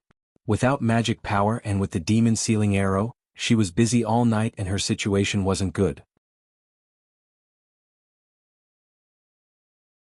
Not long after the masked female prisoner woke up, the elven guards brought dry food and water as usual. Unlike the previous scene of a hubbub, this time, no one in the prison dared to rob her. Everyone looked at the masked female prisoner. As long as the masked female prisoner wasn't taken out and tortured, the female prisoners in the female prison were most in awe of her. She didn't move and the others didn't dare to step forward. Even Wuxia didn't move. Time seemed to have frozen. The masked female prisoner moved, and the magic chains on her body made an uproar on the ground. "You take it first." The masked female prisoner said was Yun Sheng. Yun Sheng was surprised. Was she repaying her for saving her life last night? Yun Sheng didn't refuse. The food and water in the ice prison was very limited. Everyone only had one meal a day. For Yun Sheng, who was used to 3 meals a day, this was obviously not enough. Under the gaze of dozens of people in the ice prison, Yun Sheng took 2 portions of water and 2 portions of dry food. Xian Mimi, who was at the side, was also starving. Seeing that Yun Sheng could take the food, she mustered up her courage and walked forward. "Get lost, who do you think you are?" The masked female prisoner waved the chain in her hand. The magic chain looked thick and heavy, but in the hands of the masked female prisoner, it was like a dancer's sleeves, drawing a beautiful arc in the air. "Pa!" The chain smashed down. Xian Mimi screamed and covered her hand. A piece of flesh had been torn off her arm and blood flowed out. "I'm her companion," Xian Mimi cried. The masked female prisoner looked at Yun Sheng. Yun Sheng took a bite of dry food, drank a mouthful of water and chewed a few mouthfuls. Her face was expressionless. Yun Sheng wouldn't easily forget what Grand Emperor City had done to the Yun residents. She wasn't a saint. Yun Sheng's indifference was undoubtedly the best denial. "Yun Sheng, wait until I get out. I won't let you off." Xian Mimi covered her wound and cursed fiercely. She couldn't wait to tear Yun Sheng apart. Yun Sheng's meaning was very clear. Xian Mimi didn't dare to be presumptuous anymore. She could only put down the food and water and retreat. Yun Sheng said indifferently, "It's not too late to say ruthless words when you can get out." You're tuning in to the Han Li's Wuxia Adventures YouTube channel. We're so grateful for your support and don't forget to subscribe to join us on this incredible journey through captivating stories. Your generosity through donations truly makes a world of difference, as it's the primary source of revenue that allows me to expand and enhance this channel for you. Thank you from the bottom of my heart for being a part of this adventure.